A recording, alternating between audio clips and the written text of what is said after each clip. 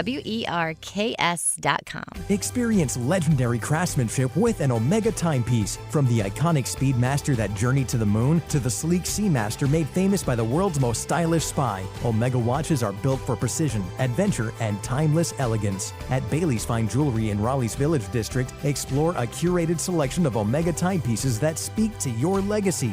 Whether you're starting a collection or adding your next chapter, find your perfect fit at Bailey's, voted best jeweler. Visit BaileyBox.com to learn more. I'm attorney Brian Ritchie. Big truck accidents can cause life-changing injuries, and life-changing injuries deserve life-changing money. I know big truck wrecks, and I know how to fight those big insurance companies. If you've been hurt by a big truck, contact us at ritchielaw.com. I'm on top of it. WCMC-FM HD1 Holly Springs.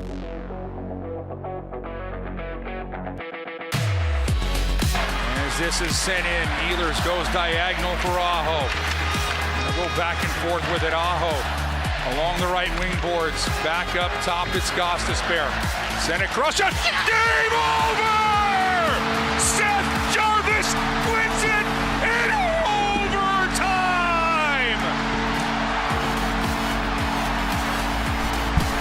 It's the Adam Gold Show. We're still doing this. It's awesome. Yeah, we are. Hi, everyone. I'm Adam Gold. We're on YouTube. I can do this because it's not the Stanley Cup final. Here is the media credential for the parade on Saturday. Oh, yeah, I know. Yeah, we weren't supposed to, show our badges, so anytime someone was like, hey, can we get a picture or whatever, I was like, Yeah, let me just put this away. Yeah. Yeah. So I did a bunch of TV hits for WRAL. Always kind of try to tuck it away. Yeah. You don't want anybody to take a picture of it on their televisions. No. True story, I saw somebody lose their Super Bowl credential over that. Oh, wow. I mean, that's the only time I've ever seen it. Right.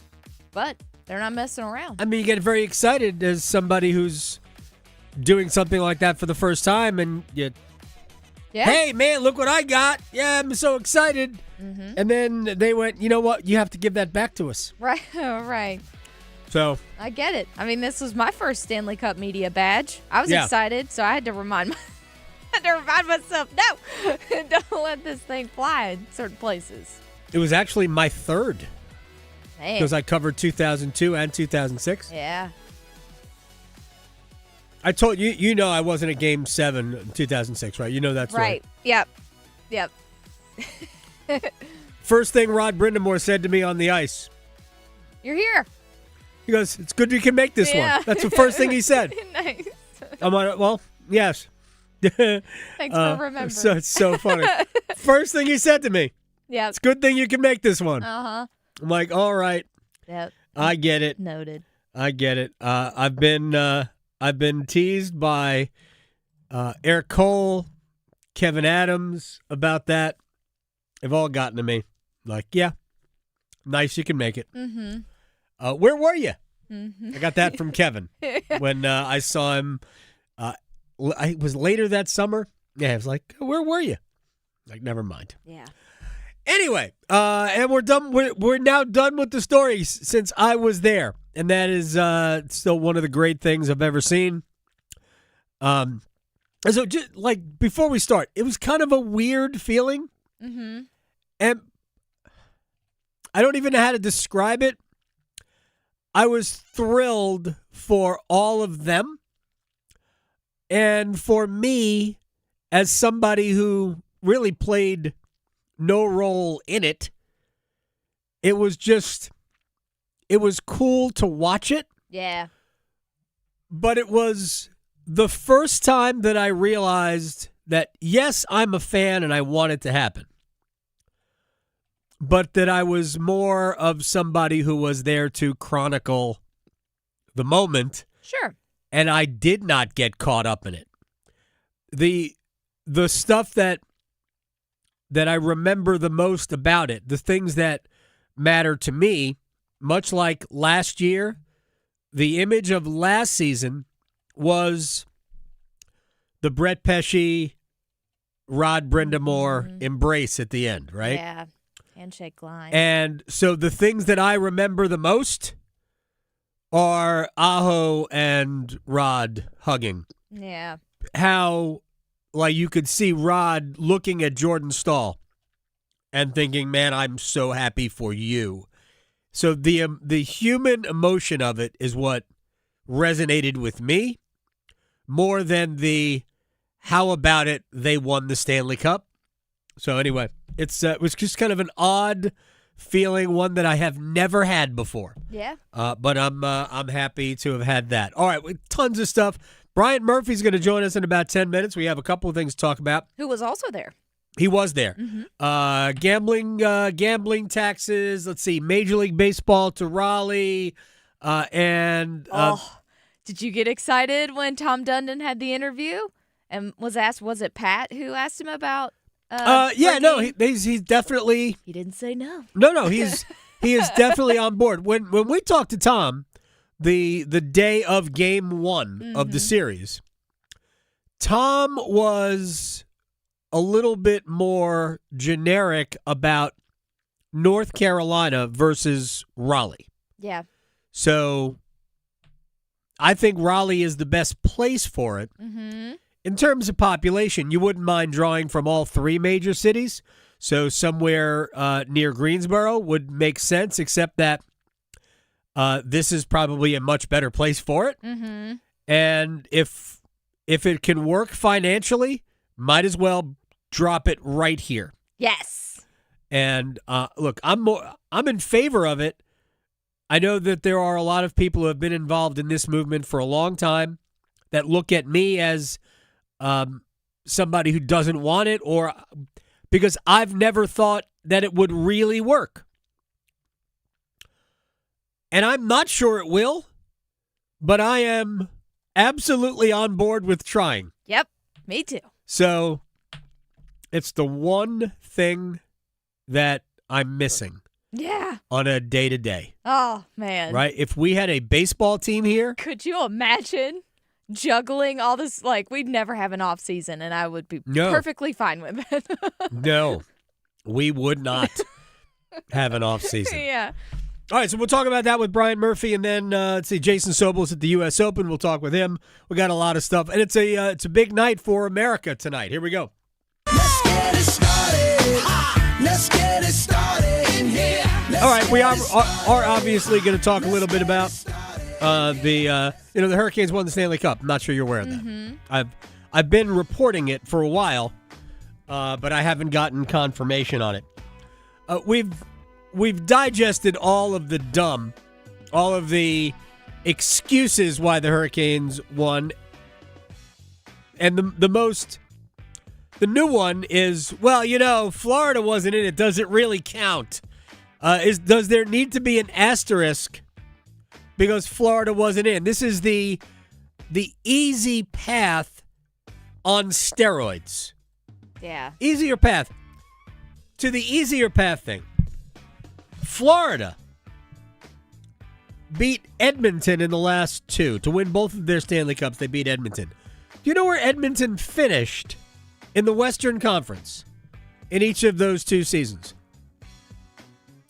If you stacked 1 through 8, the playoff teams, Edmonton was, in 2025, 6th, and they were 5th in 2024.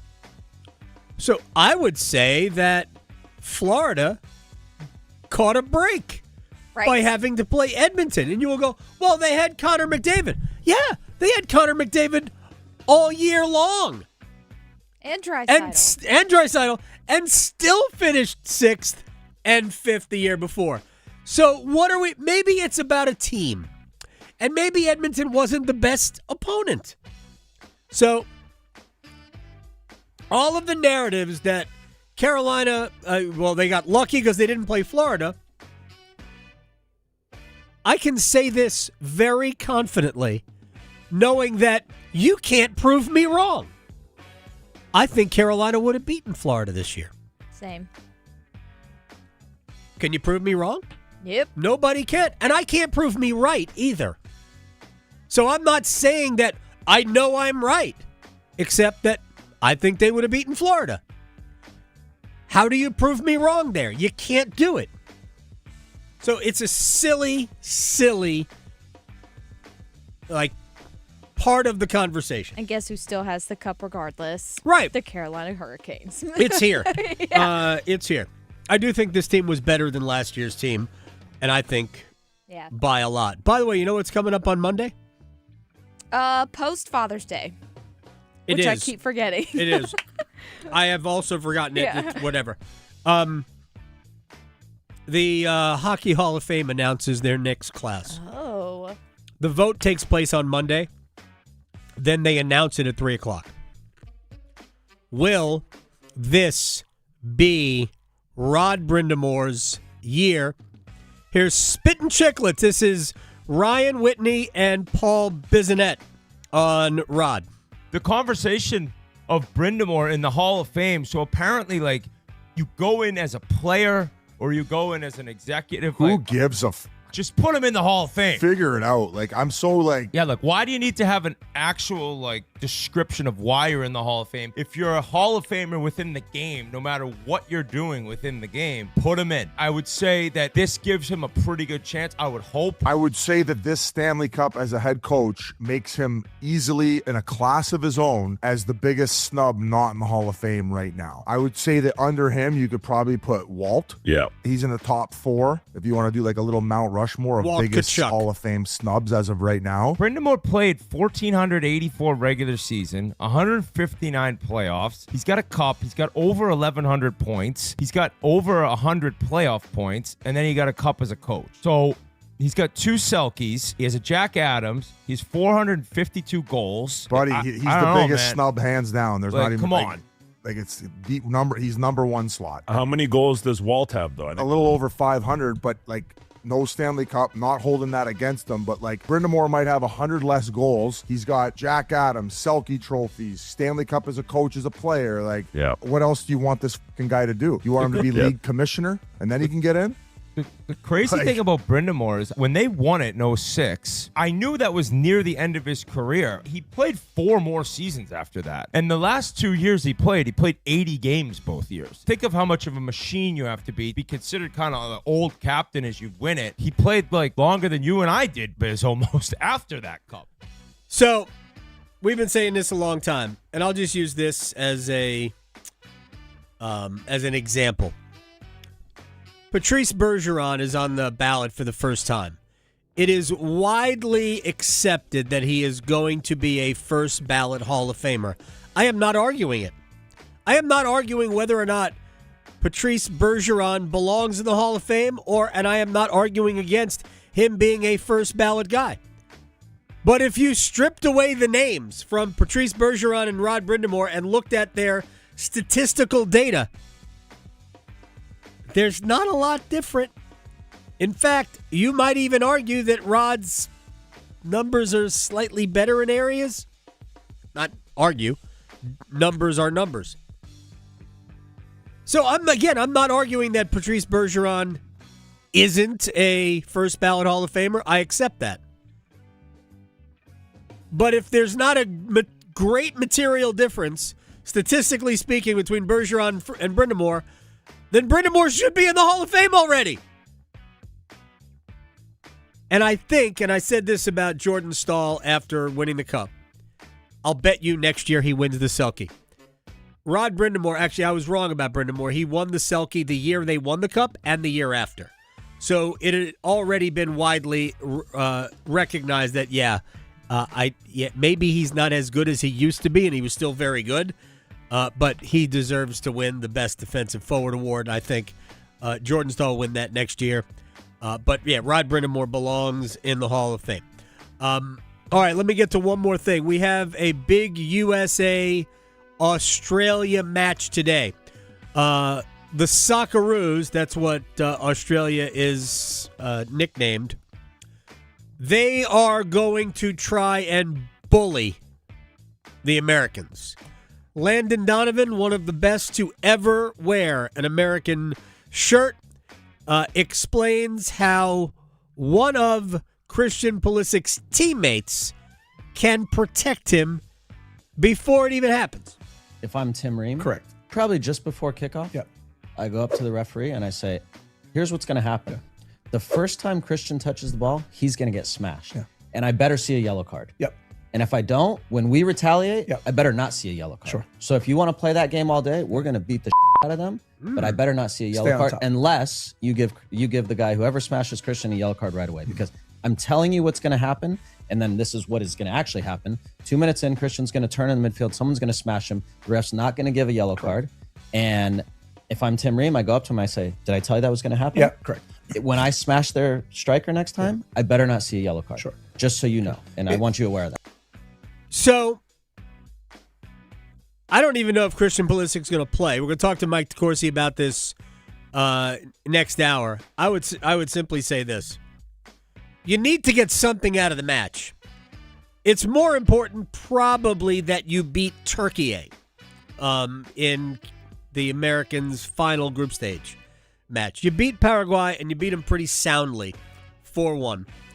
So, as long as you don't lose to Australia, then since you're really going to have to beat Turkey anyway to win the group, as long as you can get a draw out of this, the group is absolutely in your hand going to the match against Turkey next week. So you don't really have to play Pulisic. And the fact is, if he's got a calf injury, you might not want to pay or play Christian Pulisic. But that match comes your way at 3 o'clock. That's the first match of the day. Everything's kind of weird. It's 3, it's 6, it's 8:30, and then it's 11 p.m. for matches today. And by the way, it's I don't think it's a terrible match day. You got Turkey and Paraguay. Scotland, Morocco should be fun, and then Brazil against Haiti. Somebody Brazil can beat. So that's where we are. I have watched a fair amount of the World Cup. I hope people are enjoying it. If you are inclined, we'll get a little bit of a World Cup conversation in today.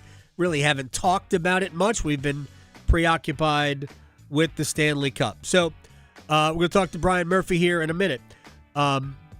We've talked about why they didn't have to beat Florida narrative is lame.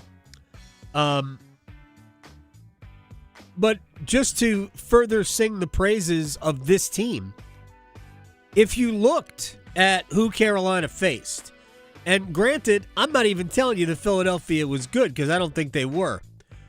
Taylor Hall was actually joking about the Flyers in an interview yesterday. We'll bring you that sound coming up later. But the Hurricanes beat the best 3 non-Hurricane goaltenders in the playoffs. They started out with Linus Ullmark. They went to Dan Vladar, and they finished it with Jakub Dobiš. Those were all 3 top 5 goalies in the playoffs. And in that top 5 was also Frederik Andersen and Brandon Bussi. So it's not like the Hurricanes didn't have to overcome something. We talked about this during the first 3 rounds of the playoffs. You got to score. You're going to have to score more than 2 goals in regulation to win games. And that proved prophetic, did it not? You have to score in regulation to win. As you get deeper and deeper into the tournament, it was always going to flip that way. No matter how defensive-oriented you are, man, the other team will turn you over and score goals. And that's what happened. All right, to some other things as we take a slight break from the hockey, and then we're going to talk golf later. Brian Murphy, WRAL Sports investigative reporter at Murph's Turf on Twitter. Let's start with gambling. I know you've been following this. So apparently there is a bill in the State House that would raise the taxes on gambling companies. Does this have anything to do with if I were fortunate enough, crazy enough, to earn money while gambling? How does this impact me? Well, there are 2 separate things here. One is they are raising the tax from 18% to 23% on the gambling operators. But 18 to 23, that's a steep number, isn't it? Yeah, I mean, some states have it at 50%, and if you recall, last year the Senate wanted to double it to 36. So I think 23, in some ways, is a victory for the gambling operators. But there is a separate bill that will force the gambling operators, if you win over, I believe it's $600, they will deduct and withdraw those state tax holdings from your winnings. Yes, and further, anyone that wins over $2,000, the state can request information on them from the operators, and they'll have to provide them. So if you're making a lot of money on sports gambling, even if you're losing a lot, the state is going to find out about that in a way that they haven't in the past. All right, real quick follow-up to that. What if I just allow the money to sit in my account?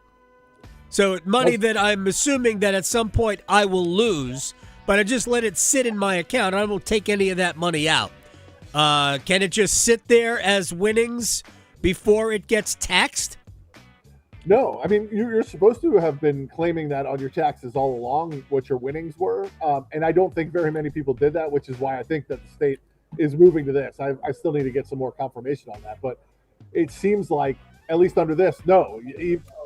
We talk about this with like your stock portfolio or whatever. Right. You don't get taxed until you withdraw it. But I think when it comes to gambling, you're going to get taxed if you win, regardless of whether you withdraw. Good thing I don't win, Brian. I don't have to worry about this. Can I claim it as a loss? So you can't. That's the problem. Wait a second.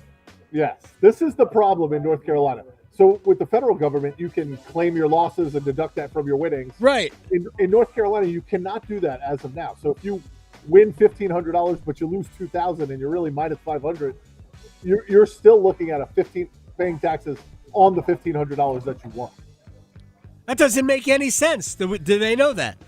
They do know that. And Aaron Paré in particular, who's a representative from Wake County, has been trying to get that changed for several years now. But it hasn't gone through as of yet. And I haven't seen any evidence that it's necessarily going to go through this time either. I mean, to me, it should only count when you withdraw the money from the system. Or when you actually win. If you have more losses than wins, then you didn't win any. Oh, I have. Yes, I'm definitely in arrears there. I mean, I don't bet enough for it to be an issue. So, but it doesn't make any sense. The tax should only apply when you pull it out of the account. That's the only way it should ever apply. All right, let me get to Major League Baseball. Brian Murphy, WRAL Sports investigative reporter.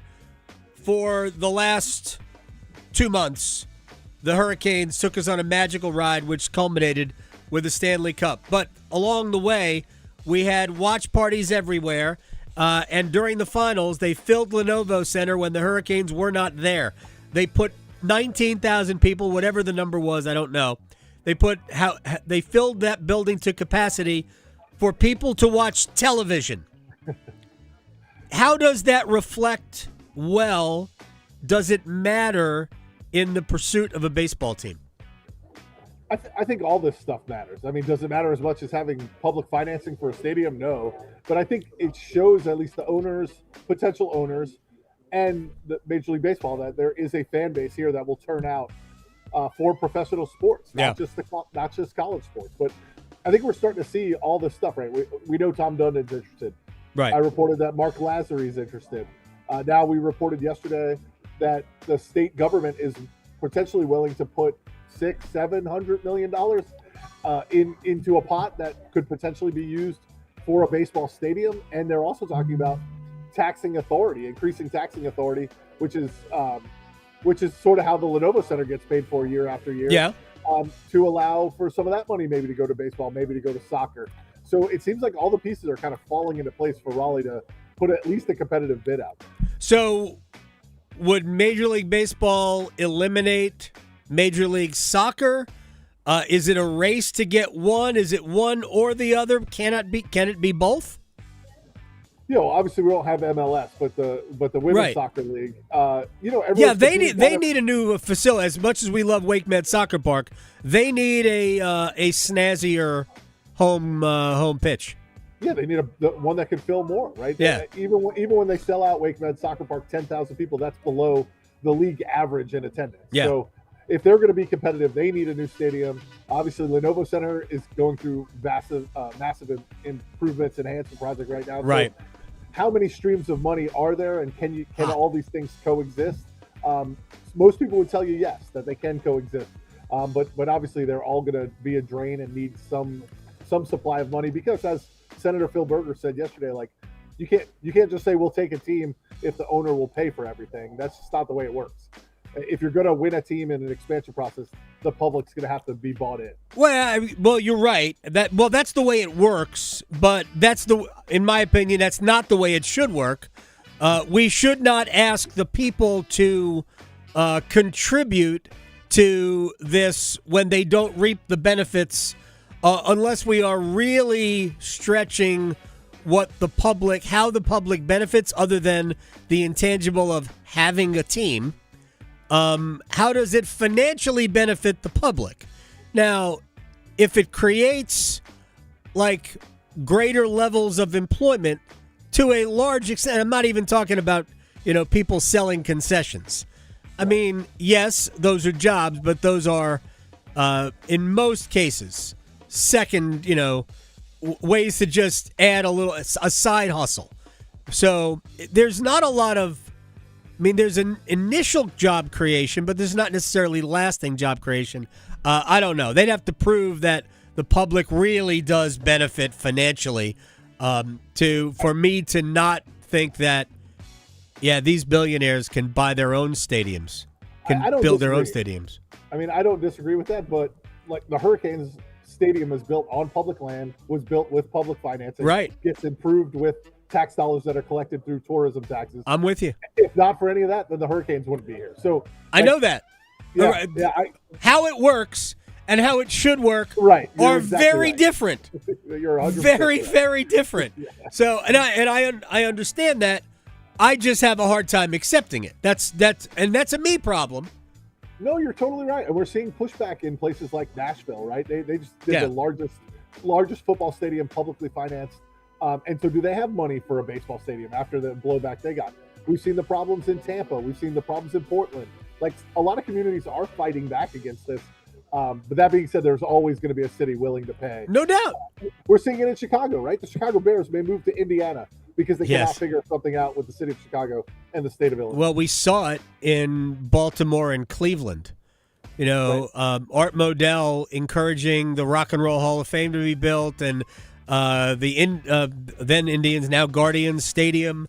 And when it came time for him to move out of Cleveland Stadium, whatever that the mistake by the lake was called, and the city told him, sorry, we don't have anything for you. That's when they moved to Baltimore, because Baltimore had something for him. And I hated that for Cleveland.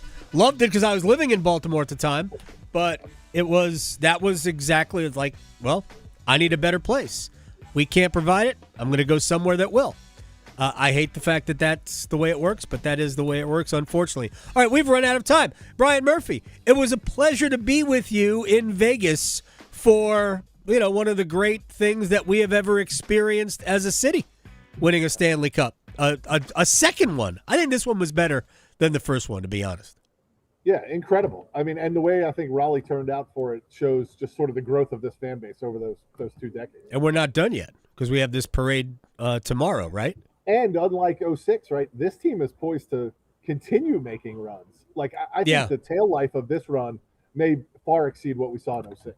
Well, yeah, they missed the playoffs in 07. They're one of the worst teams in the league, I think, in 07. Right, so, and this team should be back deep in the playoffs again. Yeah, I actually think they'll win 2 next year. I think they'll be better. Already predicting. Yeah, I think they'll be better next year. Brian Murphy at Murph's Turf on Twitter. Thank you, man. Yeah, thank you. All right, the U.S. Open is into round 2, and we will get stuck into it with Jason Sobel next. Because your fantasy football team needs all the help it can get, the Adam Gold Show on the North Carolina Sports Network. After 20 years, the wait is over. 5 seconds away. Played out. And the Carolina Hurricanes are the best team in the NHL. NHL. They won the 2026 Stanley Cup. It's yours, Carolina. Such a great story with this team. I mean, you dig into it, it's amazing, and I'm just really proud. Your official home for the Stanley Cup champion Carolina Hurricanes. 99.9 The Fan, the Triangle Sports leader. Congratulations to the Carolina Hurricanes on an amazing season and for bringing home the 2026 Stanley Cup. We are so proud of our team. From Deep River Sporting Clays and Shooting School, visit deepriversportingclays.com. There's only one Ozempic. Hello, I'm Ozempic. And I'm other GLP-1s, kind of like him. Ozempic, you redid your jingle? Thanks for noticing. Catchy, right? No. Okay, then. Well, ask your doctor about which FDA-approved uses of me, the Ozempic pen, may be right for you. Call 1-833-OZEMPIC or visit Ozempic.com to view the medication guide and learn more about Ozempic semaglutide injection, 2 milligrams. Only Novo Nordisk makes FDA-approved Ozempic. There's only one Ozempic. I told you it was catchy. Wesley Financial Group is not a law firm, and Chuck McDowell, definitely not an attorney. This is Chuck. If someone talked you into buying something really silly and you want to get out of that silly little thing, my advice, get the facts. Call me and I'll send you our timeshare exit kit absolutely free. Inside, you'll learn how timeshare works and all your options for cancellation. Call Wesley now for your free exit information kit. 800-791-0000. That's 800-791-0000. Bull riding contest. I'm signing up. You've never ridden a bull. No, but I won playing a new Bucks Loaded Edition scratch-off, and I'm on a roll. But they're loaded with $50, $100, and $200 prizes. Oh, I'm riding the Widowmaker. Go for the win with new Bucks Loaded Edition scratch-offs and digital instants from the North Carolina Education Lottery. Must be 18 to play. Approximate overall odds to win range from 1 in 3.72 to 4.75. Problem gambling helpline 877-718-5543. Waking up, getting ready, sitting in traffic. Let's face it, getting to work in the morning is a lot of work. But when you get a great deal on your favorite McDonald's coffee, becoming a morning person is as easy as 1, 2, 3. Now, get any size refreshingly cold iced coffee for $1, a delicious mocha for $2, and a frappe for $3. Available only during breakfast hours. Price and participation may vary. Cannot be combined with any other offer or combo meal. Do you have 3 ex-wives and your current trophy wife wants a life insurance policy 3 times the size of the policies you had to purchase for your previous mistakes? If so, you need to call Big Lou at Term Provider, 800-444-2013. Big Lou is intimately familiar with your problems, and if you're 50 or 60 years old and in reasonably good health, a $1 million policy should only cost about $100 to $200 per month. Big Lou may have a solution for your previous policies as well. You may even save enough money to lighten the load on your new $1 million policy. Remember, call Big Lou. He's like you, except he's only on number 2.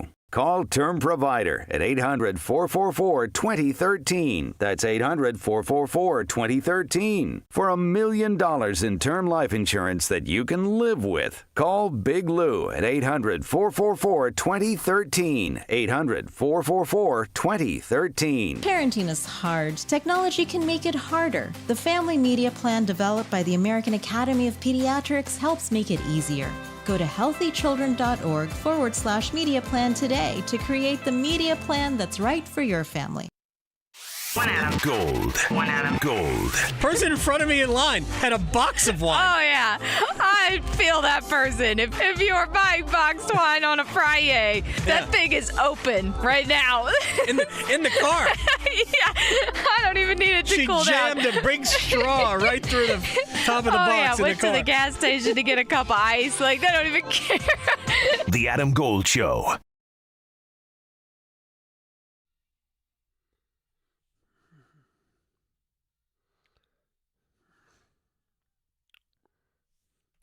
It's the Adam Gold Show. I am Adam Gold. Oh, we have had interesting things happen already at the U.S. Open, which Wyndham Clark is apparently turning into just a regular Metropolitan Golf Association Open. He is 7 under par, and he is almost through with round number 2. Jason Sobel, way too many credits, Sirius XM, CBS HQ, brand ambassador BetMGM. He joins us on the Adam Gold Show. First, yesterday I was talking with our friend Bob Herrig, and we both agreed that, man, 1 under, 2 under, 3 under might win this. What happened? Did the wind leave? We're on the tip of Long Island. How is it not blowing like 25 miles an hour out there? Yeah, what's going on?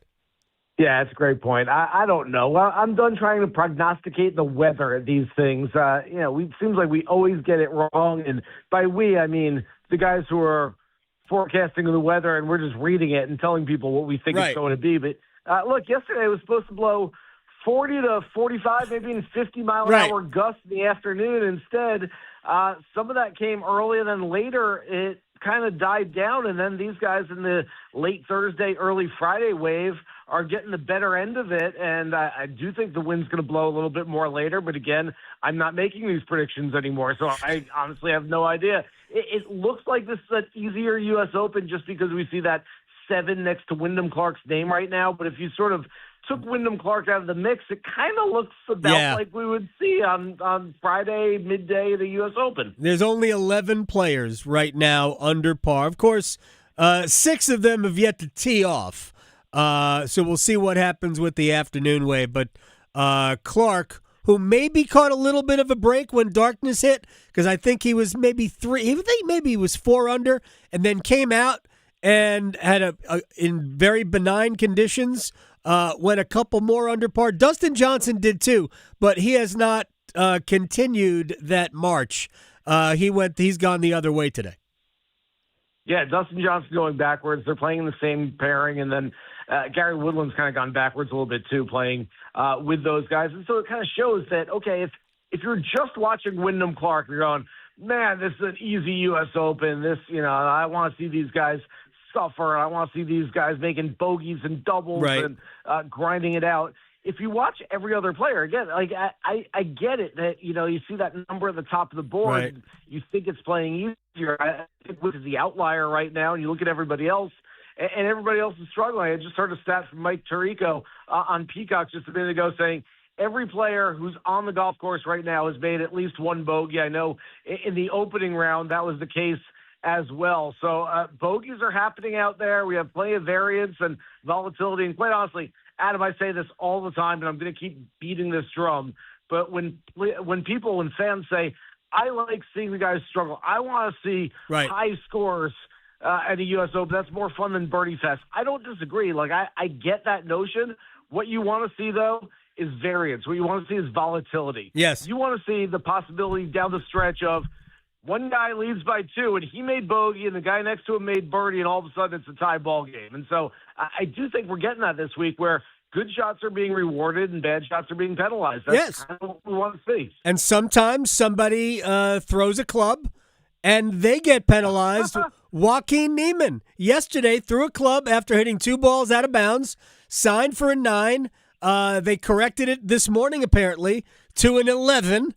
That's fantastic to have an 11 on your scorecard. Not if you're Joaquin Niemann or somebody who might have had a Joaquin Niemann top 20 finish at BetMGM. But what's like? How was this reported?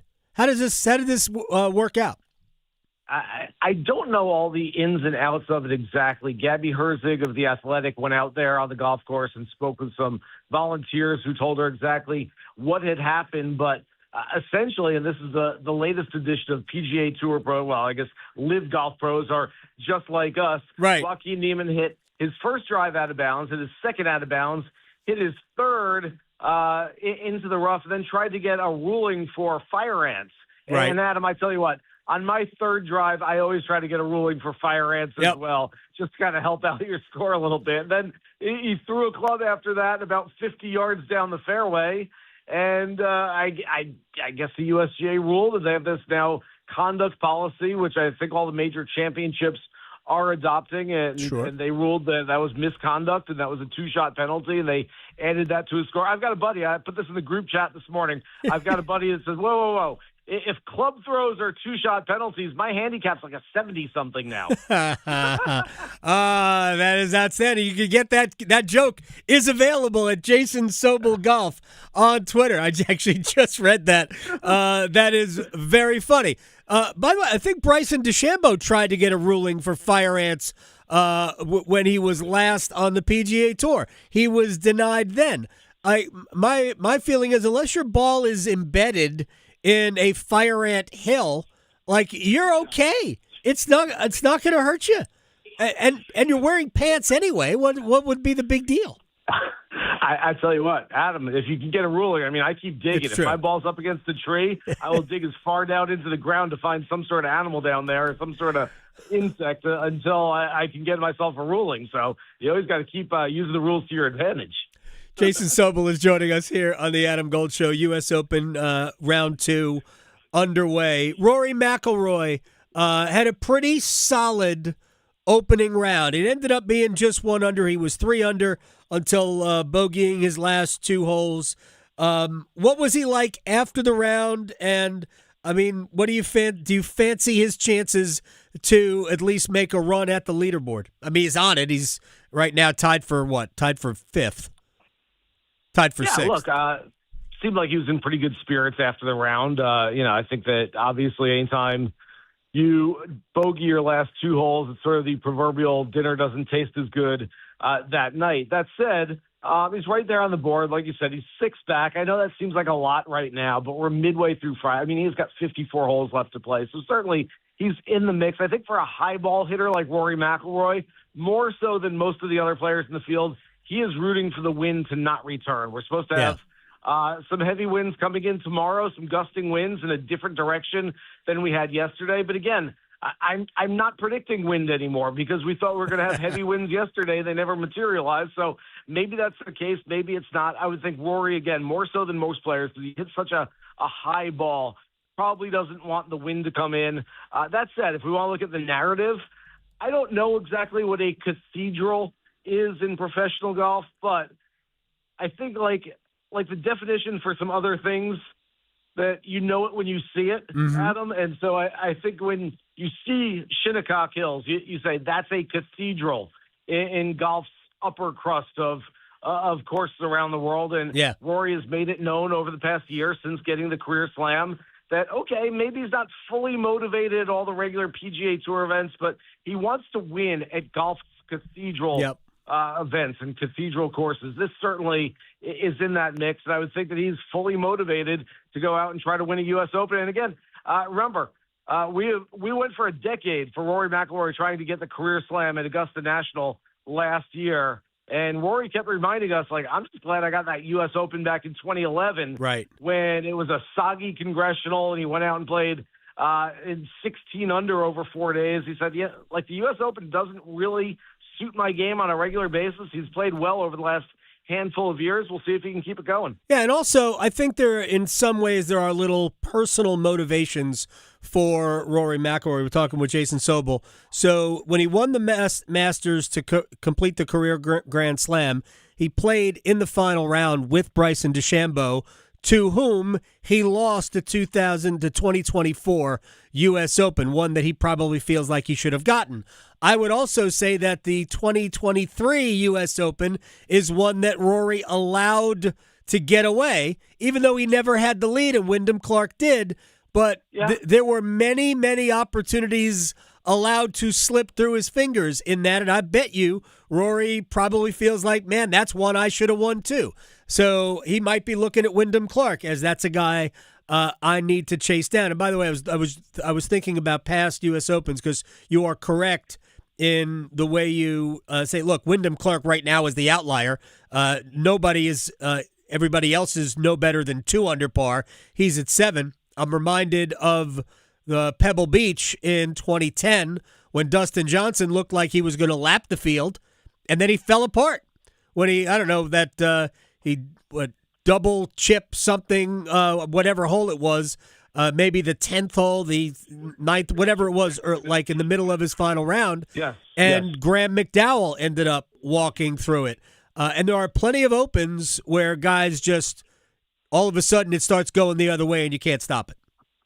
Yeah, and look, I don't know exactly where he is right now. I'm looking at Wyndham. He's on the 16th hole. I thought I saw him mired in the rough somewhere looking for his ball. Maybe not. It looks like he's middle of the fairway now, and I don't know if he did punch one out. So he's hitting his fourth shot, right? 157 into the par 5 16. So this could be one where he gives one back on a par 5, which you would think would be a birdie hole for a guy like Wyndham Clark, and all of a sudden, like, hey, that's losing about a stroke and a half to the field. So these things happen. I get it. Like on a Friday afternoon, if for those who aren't big golf fans, who aren't watching on a regular basis, you're like, he's up 5, this thing's over. I'm not going to watch this weekend. I'm going to spend Father's Day with the family instead. Hold your horses. It's not over. There's plenty of golf left to go. And I'm telling you that, guys, once you step on the gas pedal like Wyndham Clark is, at some point you start going backwards. But he's playing great. I had a chance to talk with him on Tuesday, Adam, and we talked first of all about how well he's been playing recently, won the CJ Cup Byron Nelson just last month. Then we talked about the incident he had at Oakmont last year. He destroyed a locker in frustration, and he said, look, I was just in a bad place mentally. And then I asked him about, and he was, by the way, very apologetic and regretful about that. Then I asked him about sort of the correlation between the two. Is your game and your performance, your results improving based on the fact that your mental game, it's not just the swing, not just, technically and physically, but the mental part of your game is better right now? He said, absolutely, 100%. He said, I'm in a good place right now, and I'm playing better golf because I'm in a good place. So all good things so far for Wyndham Clark. All right, final thing before we let Jason Sobel go. Normally we talk to you before the event starts so you can give us an idea of who you like and maybe give some people some tips. Who did you like before this event started? You're going to have to trust me on this, although I have about 100 pieces of content out there saying that this is my favorite play. But I was on Matt Fitzpatrick this week. He is 2 under, tied for second place right now with just a couple holes left to play in his second round. He is very much in the mix in this thing. And if you believe that Wyndham Clark is not going to win, I think he's a pretty good choice to still go out there and win this thing. All right. Yeah, a good friend of mine also picked Matt Fitzpatrick. I default always to Rory McIlroy. Jason Sobel, SiriusXM, CBS Sports HQ, brand ambassador, BetMGM, everywhere. My friend, I appreciate your time. Enjoy Long Island. Thanks, Adam. Appreciate it. You got it. Jason Sobel here on the Adam Gold Show. We will, we're going to do one-timers, right? We have questions and answers when we come back. Matt Fitzpatrick lining up about a 2.5-footer for par here on the 17th hole. I'm sure he's going to make it. But I'll tell you what happens when we come back. His Zamboni is bigger than yours. The Adam Gold Show on the North Carolina Sports Network.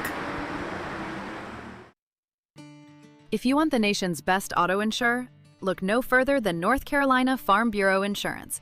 Rated #1 in Crash Network's Insurer Report Card 7 years in a row, we're the only insurer in the nation to receive an A+ rating from auto body shops. Our philosophy is simple. Be fair, be quick, be the best. North Carolina Farm Bureau Insurance. Helping you is what we do best. Hey, it's Adam Gold from my friends at FanDuel, America's #1 sports book. It is the biggest stage in the world, the most popular sporting event on the planet. Billions of people, not hundreds of millions. Billions of people. And FanDuel changing the game because sometimes your player gets subbed off and your bet goes with them, but not with FanDuel. If your guy, let's just say he's a striker that plays in the Saudi Pro League, he gets subbed off and they bring on a winger who plays in the Premier League, you get that guy instead of the guy who went back home maybe to Saudi Arabia. I don't know. FanDuel.com/local. FanDuel.com/local. That's FanDuel.com/local. Come on. It's the biggest sporting event on earth. FanDuel. 21 and over and present in North Carolina. Gambling problem? Call 877-718-5543 or visit morethanagame.nc.gov. Carolina Complete Health. From neighborhoods in Charlotte to families in Greensboro, Raleigh, and Durham, all the way to Asheville and Wilmington, and everything in between. We are here for communities across North Carolina, connecting you to the care and support you need. We are here to make healthcare easier to access and understand. We are here to bridge the gap because your health matters. Your community matters. You matter. We are here for your health. Visit hereforyourhealthnc.com. As veterans, we're no strangers to helping others. It's what we were taught, trained, and told to do. It could be for anything. Helping a friend move. Listening to a fellow veteran for hours, at any hour of the day. Or just simply making time for people. A neighbor, a loved one, or even a stranger. We're often the first to help others. There's no question about it. But we do have one question for the veterans listening. When was the last time you reached out for help? Perhaps it's time to do for yourself what you would do for others. If you or someone you know needs resources, whether it's for stress, finances, employment, or mental health, don't wait. Reach out.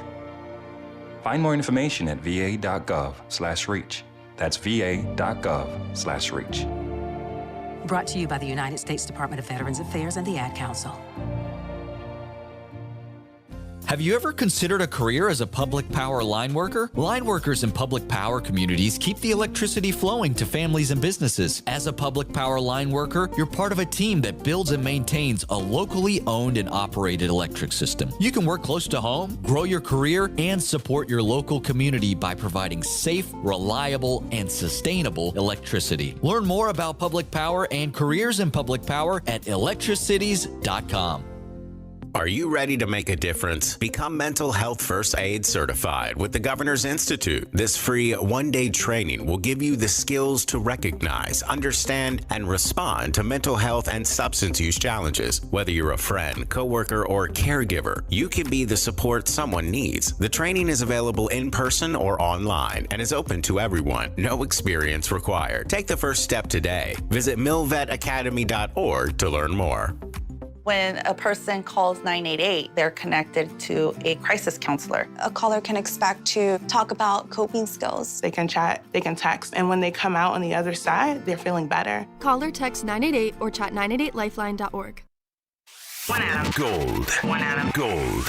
I told Jack in the car, you know what the word of the year is? He goes, what? I said it's 6-7. He just laughed. I know. It just means nothing. And that's fantastic that it's now the word of the year. What a country. Can we bring back cool story, bro? That way, us millennials can be like, yeah, cool story, bro. I would love that. The Adam Gold Show.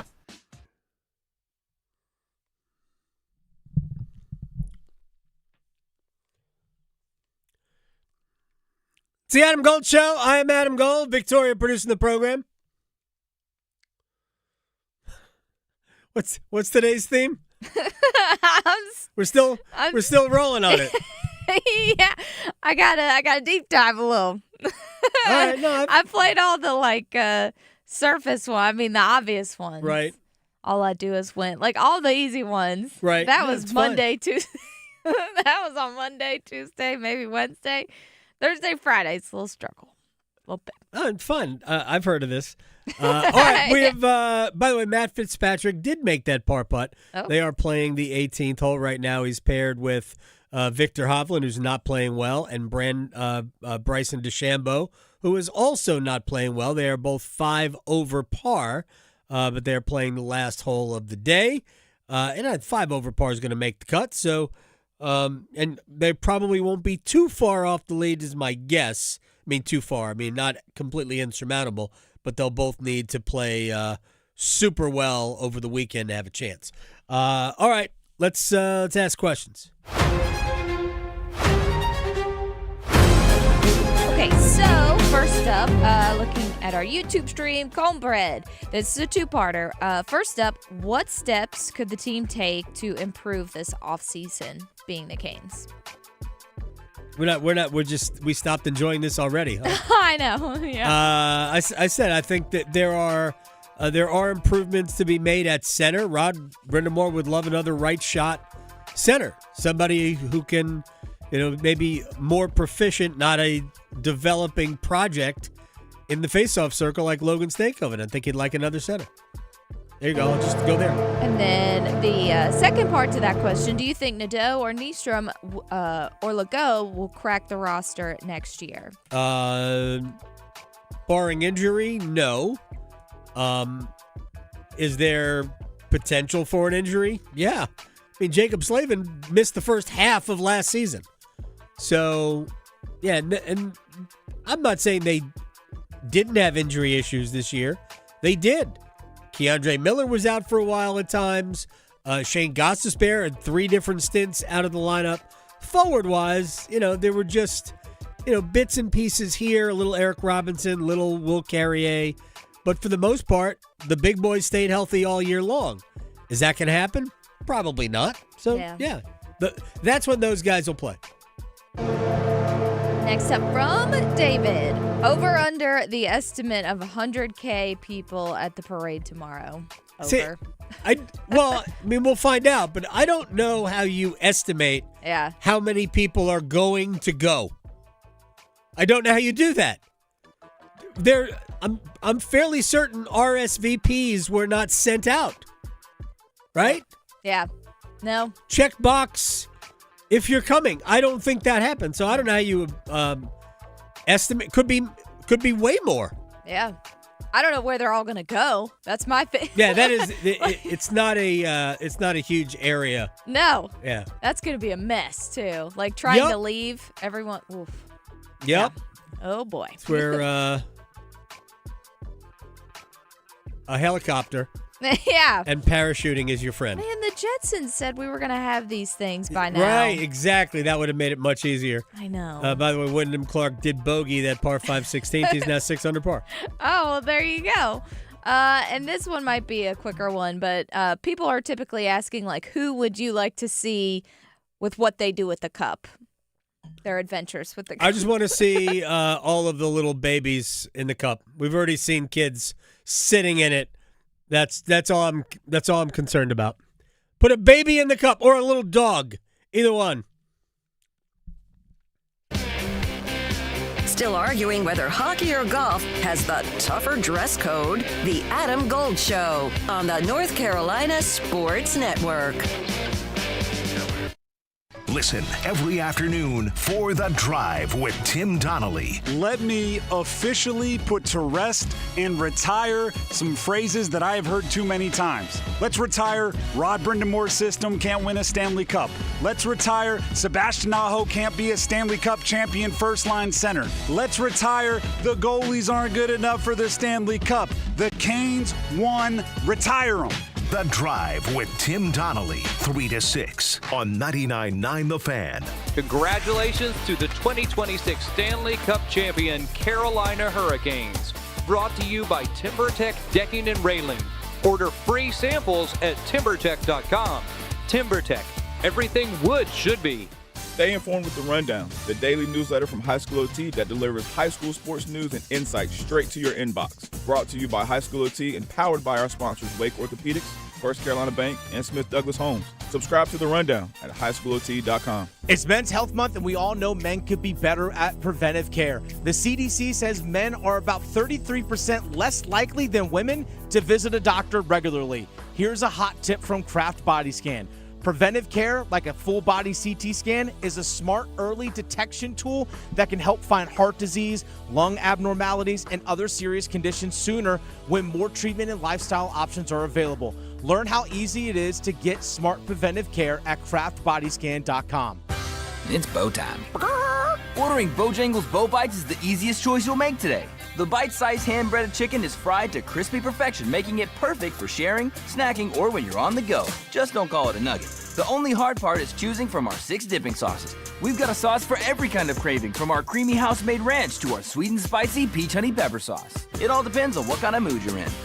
Head to your nearest Bojangles today and discover the dippable, shareable, and craveable Bow Bites. It's bow time. There's no time like bow time. Time to head on over to Bojangles to try Bojangles' new Bow Bites. Bite-sized hand-breaded chicken fried to crispy perfection. On the go, they're perfect for snacking or sharing.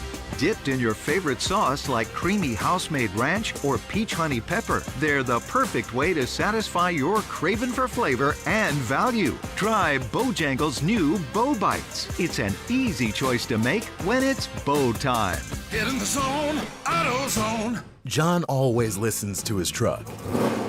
So when his brakes start talking, he goes to AutoZone, where a helpful AutoZoner gets him the right parts. If John has time to put them in, he borrows a kit with Loan-A-Tool. And if he doesn't, he gets a free shop referral. No hassles, just help. Everything you need, nothing you don't. Get in the zone, AutoZone.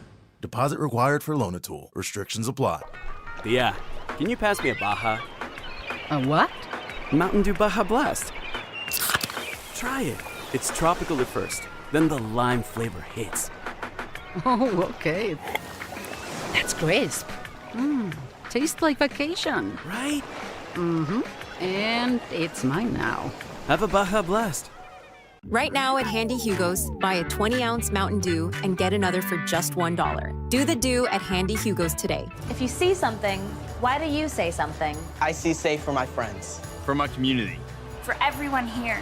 We all have something worth protecting, a why that unifies us. Report suspicious activity to local authorities. If you see something, say something. I'm attorney Brian Ritchie. Workers' comp can be tricky, but my law firm will be on top of all the complicated paperwork and sneaky deadlines so that all of your I's are dotted and T's are crossed. If you've been hurt on the job, I'm on top of it. Contact us at ritchielaw.com.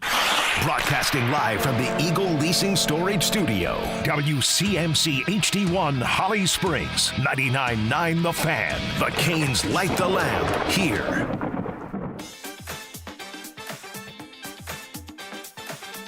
Fox with 5, gives it to Wemby. Wemby floats for 3.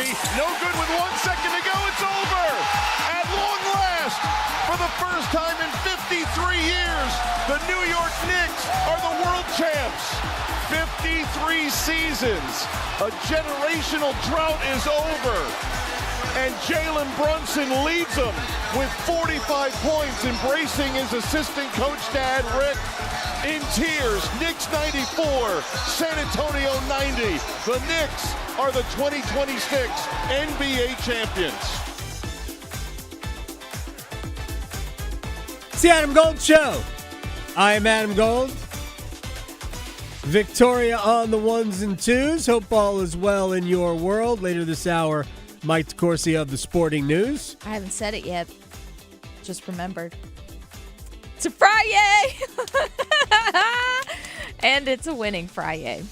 Why is it a winning Friday? Oh, because we're at the parade tomorrow. Yeah, well, no, the Carolina Hurricanes, this is the first Friday since they won the Cup. So I would also say that it's a win because we got rain yesterday. I know, and a lot of it. I didn't even know what that means. What does rain do? Biff did not like it, though, because last night, he's not Right. a big fan of storms.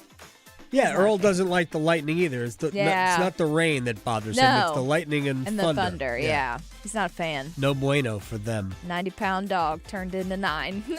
Yeah. They don't know how big they are. No. They have no know concept lightning's of- bigger, yeah. so. They have no concept of big. None at all. Yep. So, and Earl was not happy. The first, because they can feel it before we hear it. Yes. He just came over to me and he's trembling. I'm Right. like, oh no. It's coming. Oh no. Yep. Somebody needs a security blanket. All right, lots to do. Mike DeCourcy coming up in a little bit, but let's go back to the beginning. All right, we're still basking in the glow, and a lot of the players are still doing the media tour. So the Spit and Chicklets podcast, which is now a daily and available on Netflix. We got to get the Canes Corner podcast on Netflix, by the way. Never mind, that's another story altogether. So Taylor Hall, by the way, not in the audio here, but Jordan Mortnook was right there with him. Taylor Hall on with Spit and Chicklets, and he goes after one of the guys who chose poorly. Ottawa, I think you sent me some crying, laughing emojis, and you're just, right after the sweep, like, hey, buddy, good pick. And then all of a sudden I hear from you again, Jans picked Philly. So you have a lot of things you could say to us to really just kind of remind everyone how stupid we are. Well, you guys are, I just like, the Ottawa one, like, that was a trendy pick. I think that that's okay. But, like, Jans, no disrespect to Philly, but, like, how do you watch hockey and pick Philly? I was just trying to light a fire under your ass.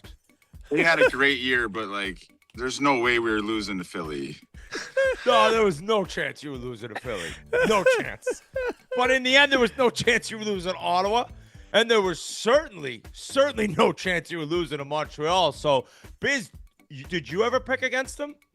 So I didn't want to mush you guys in the finals, and I figured if I jumped on Vegas that I could help take them down. So you're welcome. I picked you guys through the first 3 rounds, and I just, I got to see you guys play a little bit this year and believed in you guys. That was so funny. We were never losing to Philadelphia. Taylor Hall just laying waste. How do you watch hockey to the and do Philadelphia that? Flyers? That is so funny. Oh, yeah. But there were a lot of people that, it's going to be a hard series. Here's the problem. Philadelphia did look good against Pittsburgh. I had zero problem with people being a little bit high on Philadelphia out of that series. Pittsburgh really wasn't very good. No. Nor was Philly, by the way. And Philly was missing one of their best players. All right, now, coming up on Monday at 3 o'clock, so it'll be after we're done. Actually, I'm not even here Monday, so it's after somebody is done. They will announce the next class for the Hockey Hall of Fame. Rod Brind'Amour should have already been in. He is not. Patrice Bergeron, among others. Eric Stahl is also on the ballot for the first time. But Patrice Bergeron is going to go in.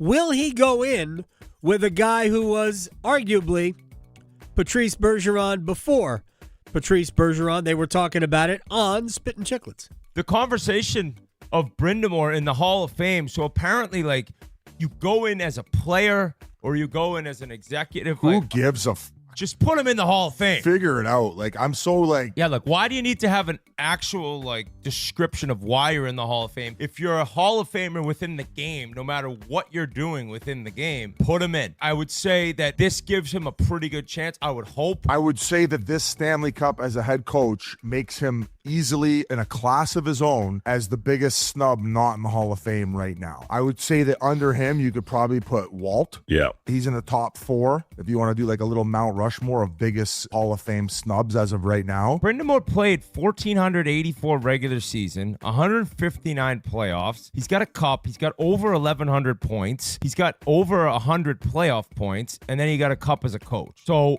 he's got 2 Selkies. He has a Jack Adams. He's 452 goals. Buddy, he's the biggest snub hands down. There's not even. Come on. It's deep number. He's number 1 slot. How many goals does Walt have, though? A little over 500, but no Stanley Cup, not holding that against him, but Brind'Amour might have 100 less goals. He's got Jack Adams, Selke trophies, Stanley Cup as a coach, as a player. What else do you want this fucking guy to do? Do you want him to be league commissioner and then he can get in? The crazy thing about Brind'Amour is when they won it in 06, I knew that was near the end of his career. He played 4 more seasons after that. And the last 2 years he played 80 games both years. Think of how much of a machine you have to be considered kind of the old captain as you win it. He played longer than you and I did, Biz, almost after that cup. He had a great career. He belongs in the Hall of Fame. I talked with somebody today who is in the Hall of Fame. And I said, do you think this is the year? And the response was, well, he should have been in already, but yes. This person has no direct knowledge because this person, while in the Hall, is not a voter. Still, we all hope that Rod Brind'Amour will get enshrined, and maybe it'll be because of what happened Sunday in Vegas. Not to completely glaze the Spittin' Chicklets podcast, but they have been doing almost nothing but Hurricanes since the Canes won the Cup. Jacob Slavin was on with him. They asked for I believe, an unsung hero of the team. The guy that I thought that played unbelievable all playoffs long and might not have gotten the attention was Sean Walker. I thought he played so good, and I thought he was a beast out there. He's blowing guys up. He's making plays. And so I liked his game, loved it all playoffs long. Him and Key were just dynamite of a deep pair all playoffs long. He was unreal in the Vegas series, too. You guys, I think 4 different guys led your team in ice time throughout that run in different games. So you never see that. That is usually one guy is always playing the most minutes. That was so cool about your decor. Just deep. Yeah, it's deep. The whole team is deep. It was one of those runs where everything was clicking the whole playoffs. We've had runs before. Power play wasn't going, penalty kill wasn't going, goaltending fell off or whatever, but we had everything this run. By the way, it's the third best penalty kill performance in playoff history. That's good. It's great. Third best in playoff history. Wow. All right, let's get to let's just change sports here just for a second. Brandon Sorsby, the quarterback who would have been Texas Tech's $4 million guy, although he's going to get $4 million to not play quarterback for Texas Tech. It's just like when somebody in the SEC fires their coach with years left on their deal. So Sorsby, who was declared ineligible because he bet on games, the funny thing is that 32 teams are showing up to his workout to prove that he is worthy of being drafted in the supplemental draft. And we can assign whatever import we want to that in terms of, does the NFL care about gambling? Mike Tannenbaum from ESPN on the thought process. There's a lot of people in the league that I've talked to that say, like, the one line you can't cross is gambling on your own team. Mm-hmm. That's a death penalty. And there's the other segment that's like, well, wait a second. This is a young man who never bet on a game he played in.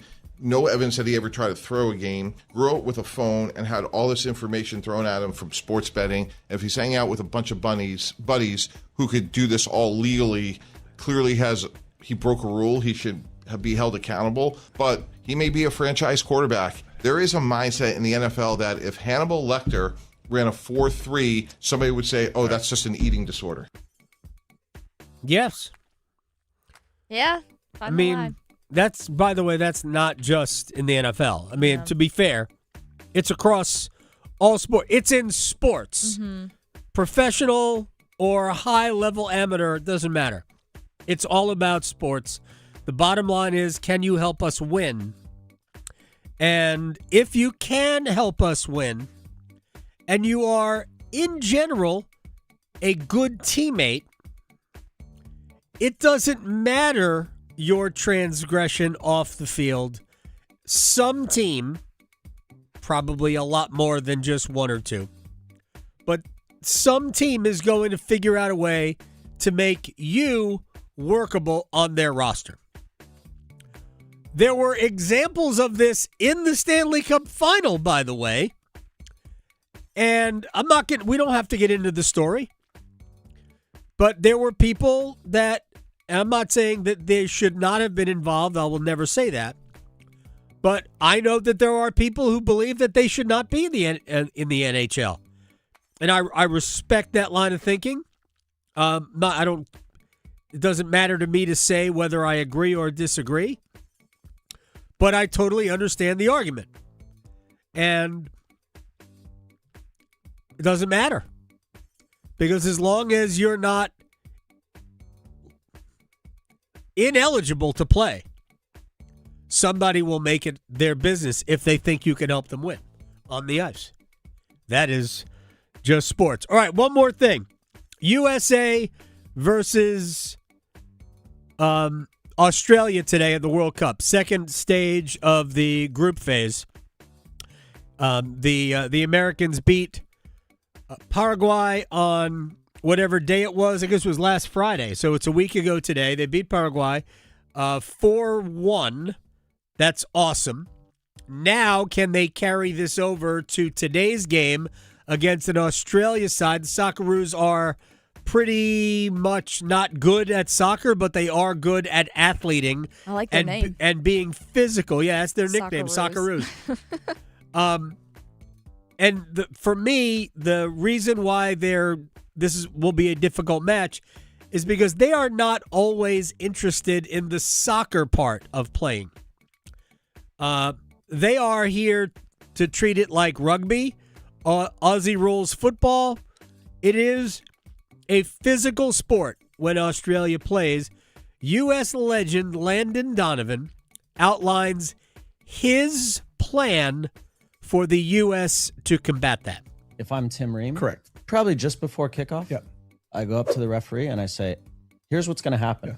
The first time Christian touches the ball, he's going to get smashed. Yeah. And I better see a yellow card. Yep. And if I don't, when we retaliate, I better not see a yellow card. Sure. So if you want to play that game all day, we're going to beat the out of them.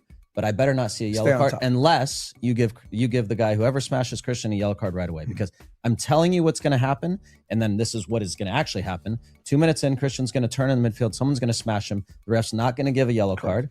And if I'm Tim Ream, I go up to him, I say, did I tell you that was going to happen? Yeah, correct. When I smash their striker next time, I better not see a yellow card. Sure. Just so you know. And I want you aware of that. First of all, so much cursing on the internet today. A lot of bleeps.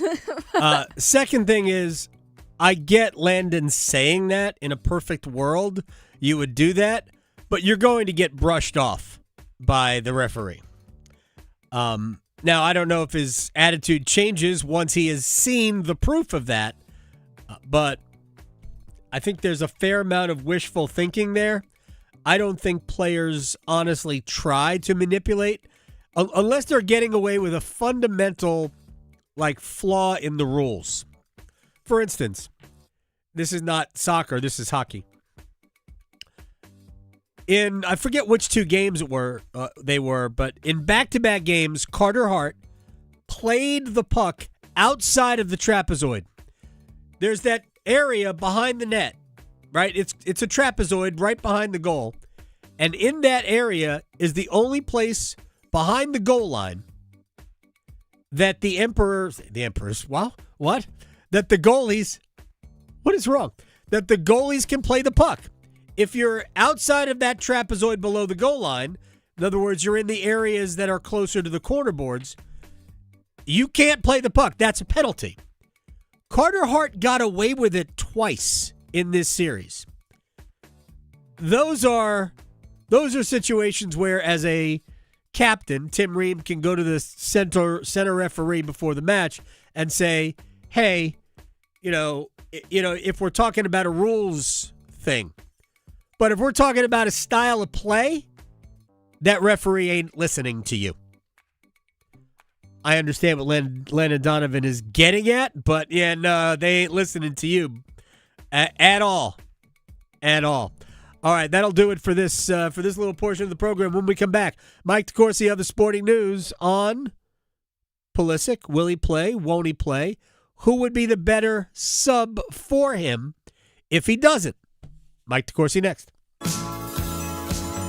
Asheville to Wilmington, Boone to Durham, the Adam Gold Show on the North Carolina Sports Network. After 20 years, the wait is over. 5 seconds away. Played out. And the Carolina Hurricanes are the best team in the NHL. They won the 2026 Stanley Cup. It's yours, Carolina. Such a great story with this team. I mean, you dig into it, it's amazing, and I'm just really proud. Your official home for the Stanley Cup champion Carolina Hurricanes. 99.9 The Fan, the Triangle Sports leader. Congratulations to the 2026 Stanley Cup champion, Carolina Hurricanes. Congratulations to the Canes from Parkway Sleep Health Centers in Cary. Sound sleep, sound health. This summer, the Honey Pepper Pimento Chicken Sandwich and Pineapple Dragon Fruit and Sprite are back at Chick-fil-A. Let me tell you about the Pineapple Dragon Fruit and Sprite. It's bright, it's bubbly, it's back. The Honey Pepper Pimento Chicken Sandwich, it's so rich, and you can choose between the original or the spicy filet. Ooh, boy. And then you got those pickled jalapenos tucked right under the filet, and then just to top it all off, you've got a little honey drizzle right on top. Okay, now I'm a pimento fan. And I'm feeling the dragon fruit.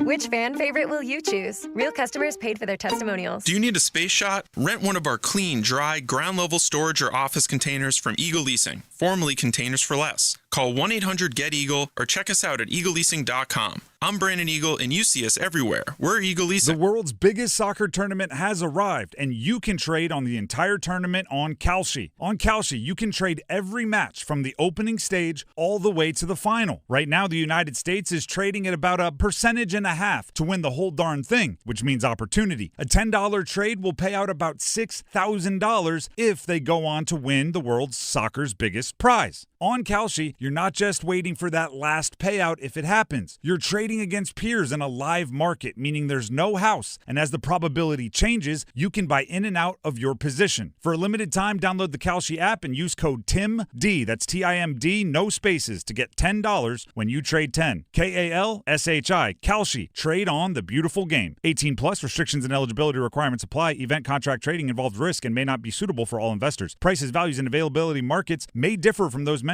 For more information, see kalshi.com/regulators. Gambling problem? Call 877-718-5543 or visit morethanagame.nc.gov. Wesley Financial Group is not a law firm, and Chuck McDowell definitely not an attorney. This is Chuck. If someone talked you into buying something really silly and you want to get out of that silly little thing, my advice, get the facts. Call me and I'll send you our timeshare exit kit absolutely free. Inside, you'll learn how timeshare works and all your options for cancellation. Call Wesley now for your free exit info kit. 800-572-3344. That's 800-572-3344. Tim Donnelly here for Bailey's Fine Jewelry, where they have a timepiece, a luxury timepiece for you.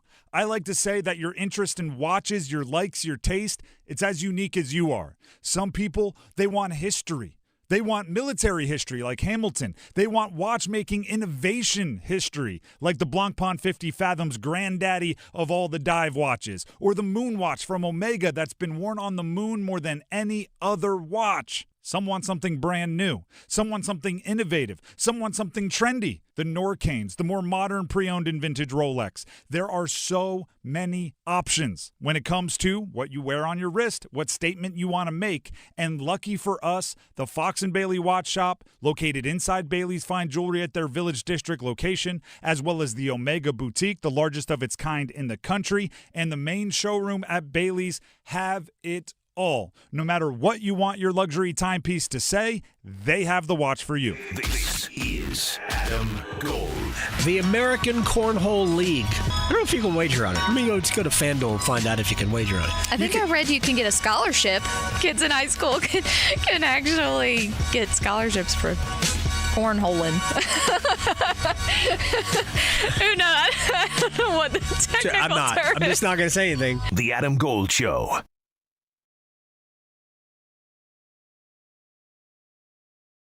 All right, 3 o'clock today.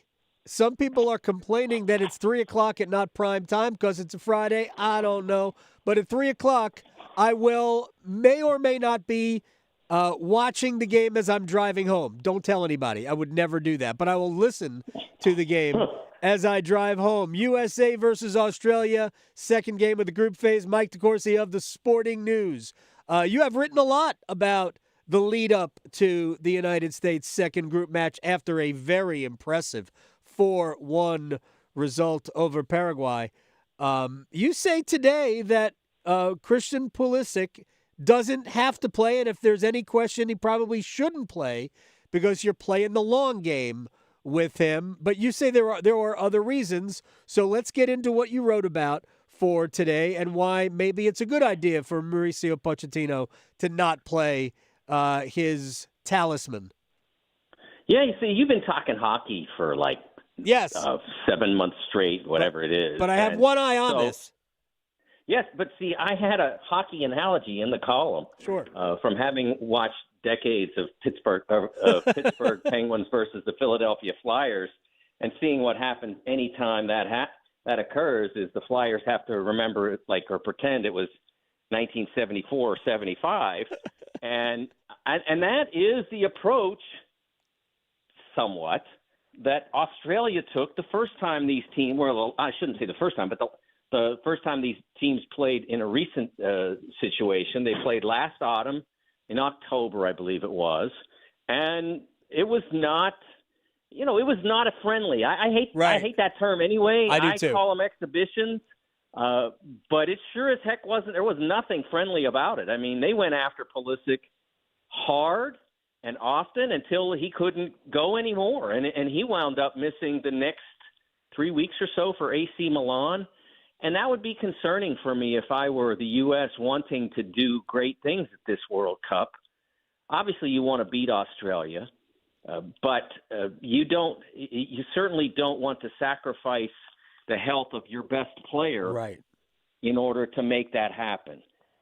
You should feel that you're better than them even without him, and they are.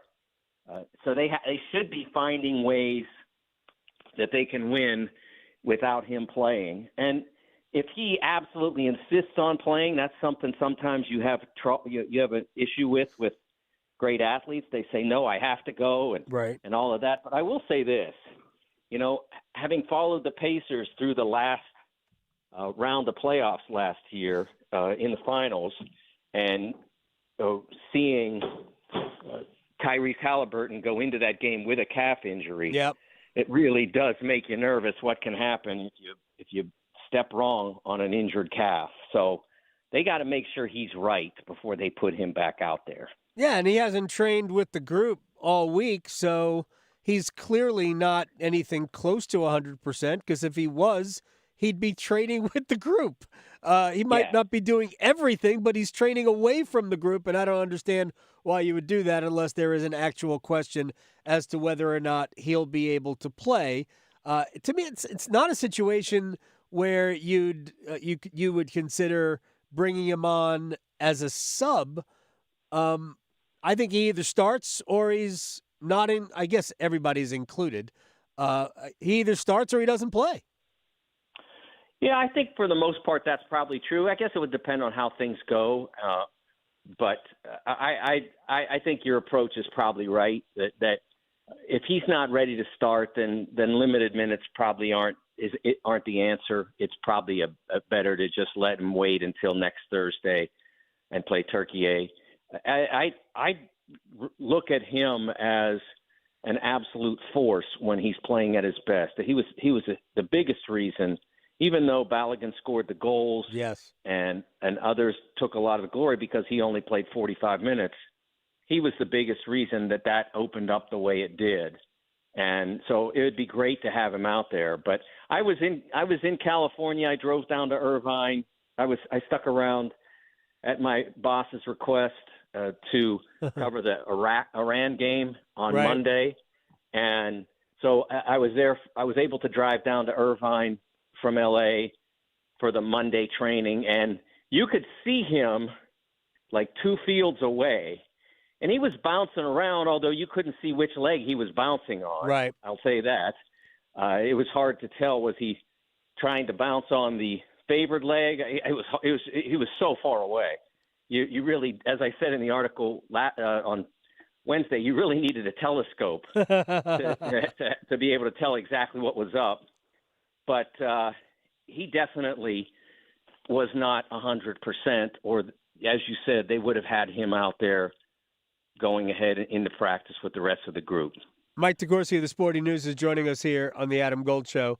Let's just assume that Pulisic doesn't play. Would Brendan Aronson, because of the way he plays and considering the opponent, be a good starter in his place? Or did you see enough, even though it was late, from Gio Reyna to think that maybe this is an opportunity for him to play, 60, 65 minutes? Yeah, there are 2 things. One, I was standing watching a drill on Monday when I was out there, and I was surprised. I thought, I had interviewed Gio when he was 17, I think. I'm guessing either I got shorter, which is probably true, or he's grown a little bit. So physically, he looks like there's more of him than before.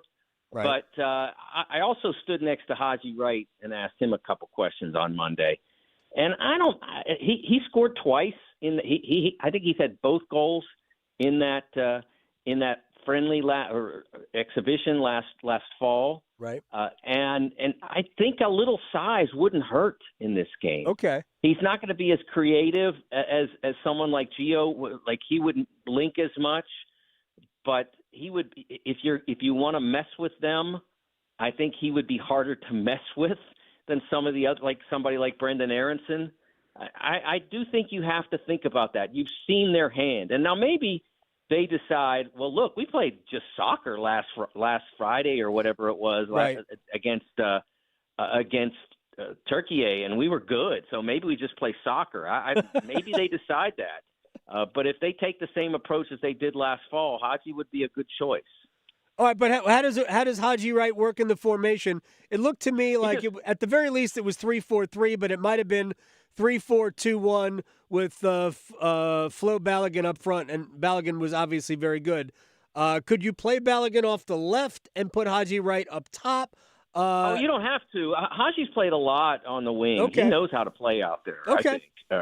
I think, like I said, he's not going to be as creative, but he can play out there, and I think that he could replace him. But the obvious choice, if you want to replace what Christian does, if you just want to go and go with a guy who's creative and can link up with others, then the obvious choice is Gio, because that's what he does. Right. That's what his skill is. He is a creator. He had a beautiful goal against Paraguay. Oh my gosh! But what he does best is create for others. He's a point guard in basketball terms. Since we're talking hockey and soccer, let's throw some hoops in there too. That's fine for me. Mike DeCourcy of the Sporting News is joining us here on the Adam Gold Show. USA, Australia, second of 3 group stage matches. Important to do nothing. I mean, to get something out of the game. A point would be fine.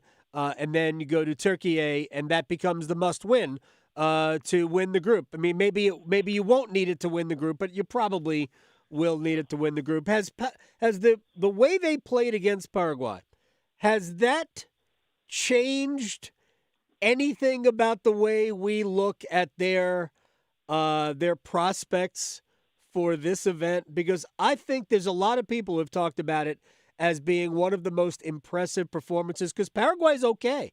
I mean, they're not a pushover. That was not expected to be a very easy match. As a matter of fact, in the betting market, USA wasn't minus money, or if they were barely minus money. So they were a favorite, but only a slight favorite.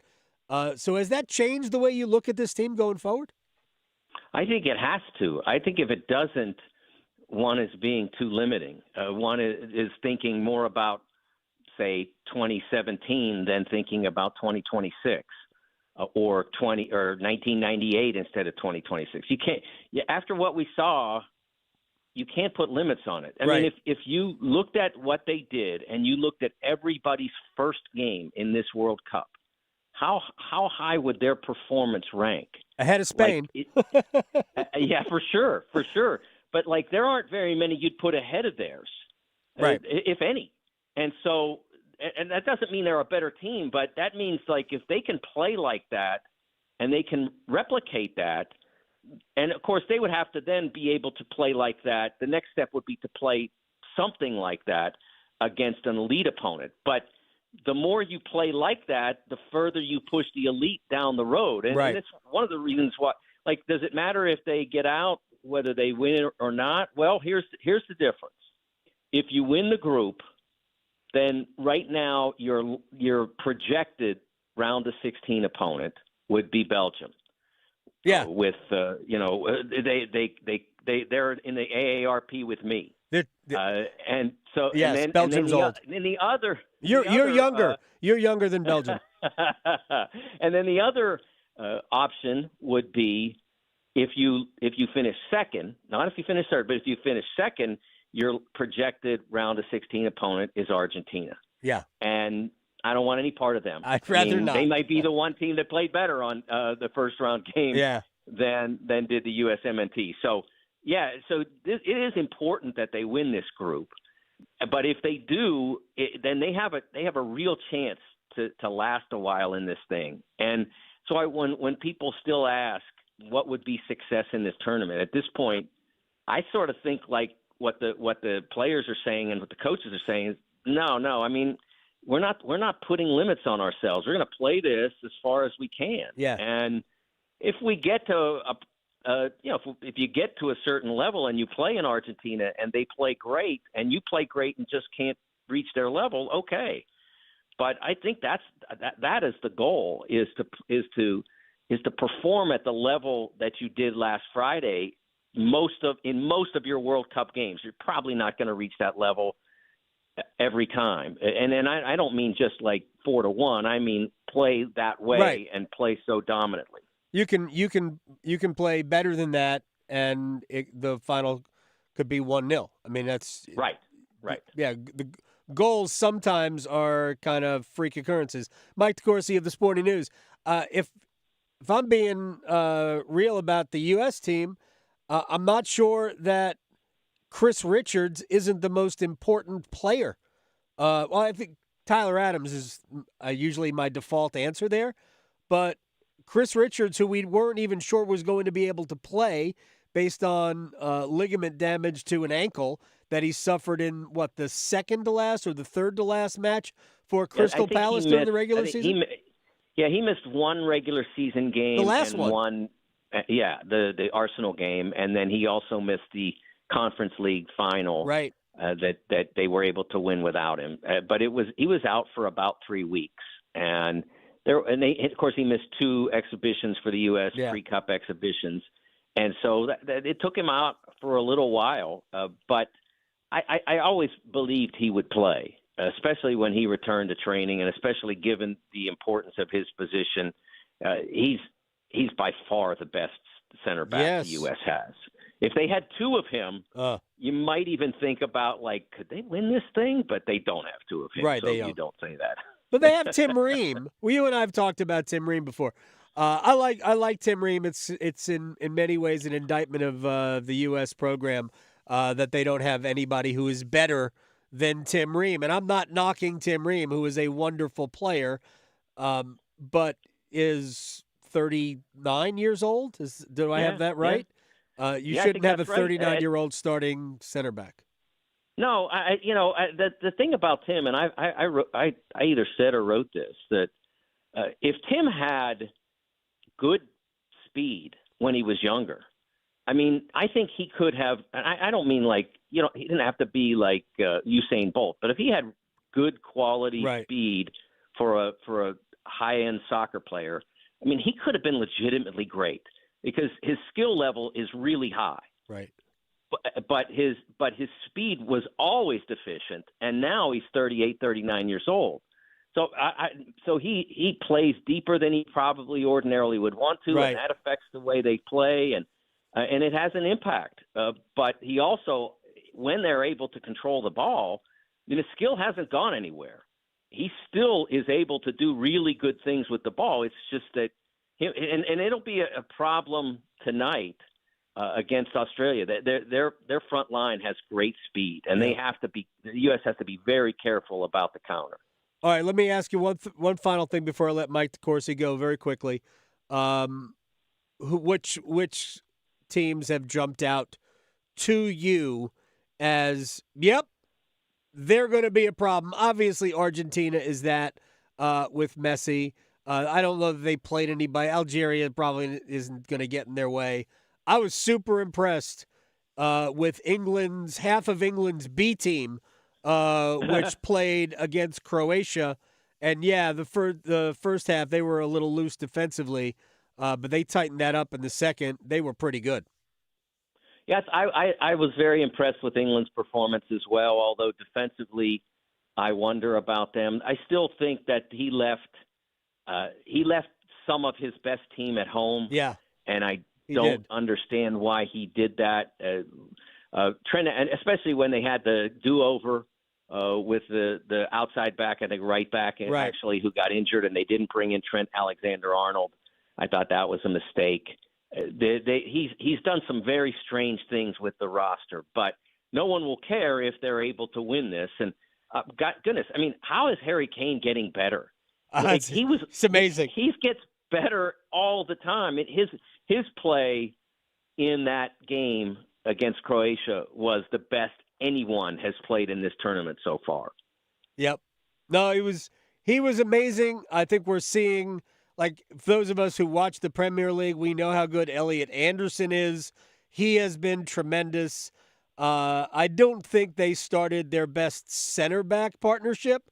Mark Gahey did not play in that one. I'm waiting for Reece James to get hurt, which would even make it more of a problem that Trent Alexander-Arnold isn't there. I don't believe Trevor Chalobah is going to make a big difference in the World Cup. But, man, they are so good with attacking options. I mean, I don't know that, and I love Jude Bellingham, but I don't know that Morgan Rogers isn't better. Right. I mean, I don't. I mean, that's a lot because Bellingham is really good. Right. That's how good Rogers is. Yeah, he's outstanding. It's just terrific, and that's a nice problem to have, without a doubt. I wish that they had brought Alexander-Arnold and Cole Palmer. I know Palmer wasn't 100% down the stretch. Yeah. Maybe they thought but I still think what I saw last summer. I was at the Club World Cup final. And what Cole Palmer did to Paris Saint-Germain was amazing. And it just feels like England could have used some of that, or might have been able to use some of that at some point in this World Cup. No doubt. By the way, the I forget which day it was where we had Kane, Haaland, and Messi. Were those three all the goal scorers that day? No, that was Mbappe, Haaland, and Mbappe, Messi Haaland, and Messi. 7 goals that day, and Mbappe wasn't the best player on his own team because Michael Olise bossed the whole match. I could watch him. Just put a camera on Olise, and I don't care whatever happens around the pitch. I don't care. I just want to watch Olise play. Mike DeCourcy of the Sporting News at TSN Mike on Twitter. Love talking World Cup with you. Go America tonight this afternoon. Today. And I'll try to make it home safely. You could just watch the game and then drive home. That would be an option. It could be. I really like to get home. I might have to do that though. Or secondarily, you could tape the game and then watch it when you get home. That is also an option. I don't like that option, to be honest, though. Oh, that is there is no way I would personally be able to miss the game and listen on the radio or something. That would be option D for me out of 3. I could do radio. I could do radio but more you than do you. Exactly. Thank you. Do you. I appreciate it. I'll talk to you soon. Thanks, it's Mike DeCourcy of the Sporting News. Are you a tape it, watch it later person? Yeah, no, I can't either. I'd rather listen to it and then be up to speed because I also like Twitter. I can't help but also go on Twitter sometimes, and you can't do that if you tape it. So what will happen today? And this will be very simple. Mm-hmm. I'm sure I can find coverage of the World Cup on the radio. Right. I will, if I can't, I'll plug my phone in because I have TV on my phone. Okay. And I'll have the game on TV, and I'll just listen to it on the way home. Yeah. And I'll be home probably for halftime. Yeah. So I'll be able to watch the second half. I wonder if it also depends on the sport, too, because with UFC, I tape them if I can't watch them, but it doesn't really always work because my phone lets me know, when someone's been knocked out or when so it spoils somebody it for me. Is just bleeding everywhere. Yeah. I'm like, oh, well, thanks. I guess I don't need to watch that, but I still will. Right. Yeah, and for some reason I think those results, like a fight, is sort of timeless. Yeah.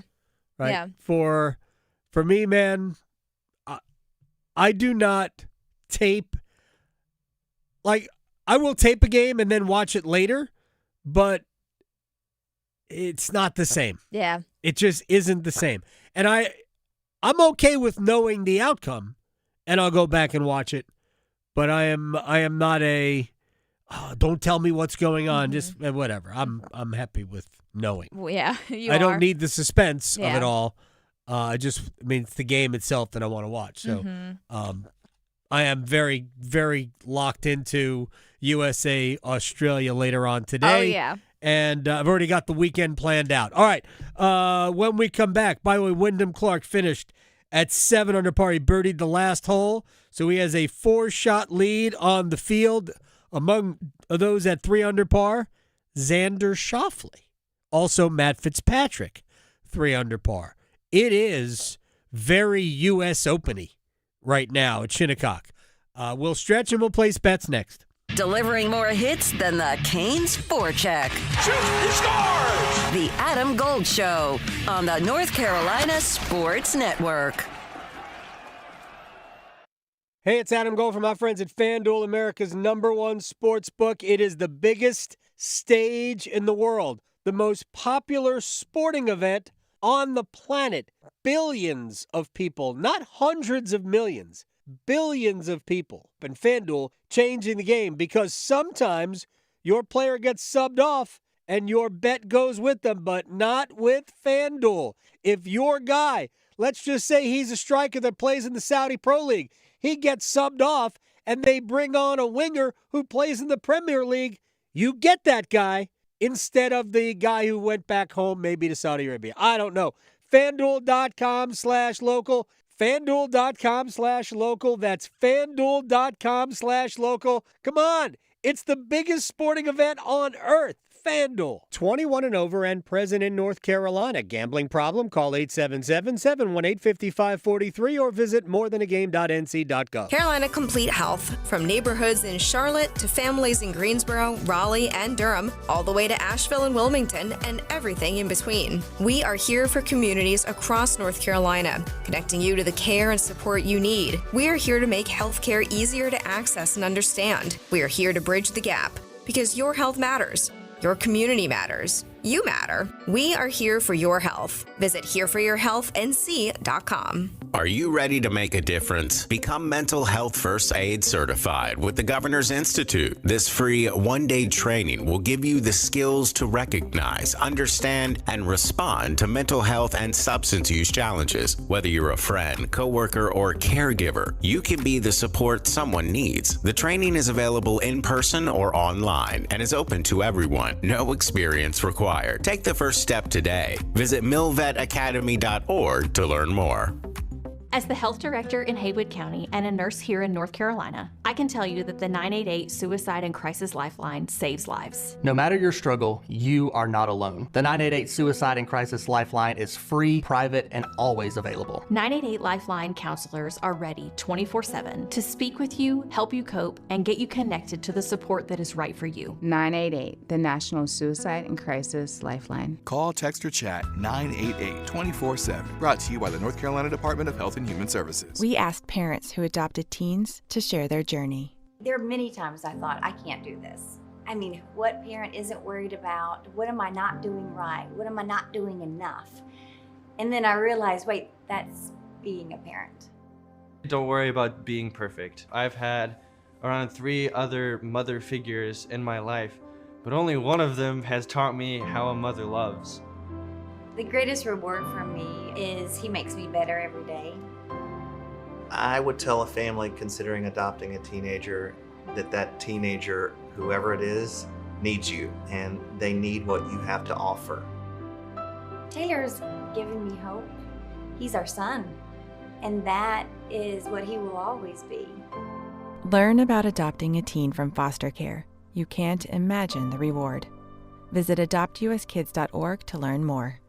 A message brought to you by Adopt US Kids, the U.S. Department of Health and Human Services, and the Ad Council. Electricity.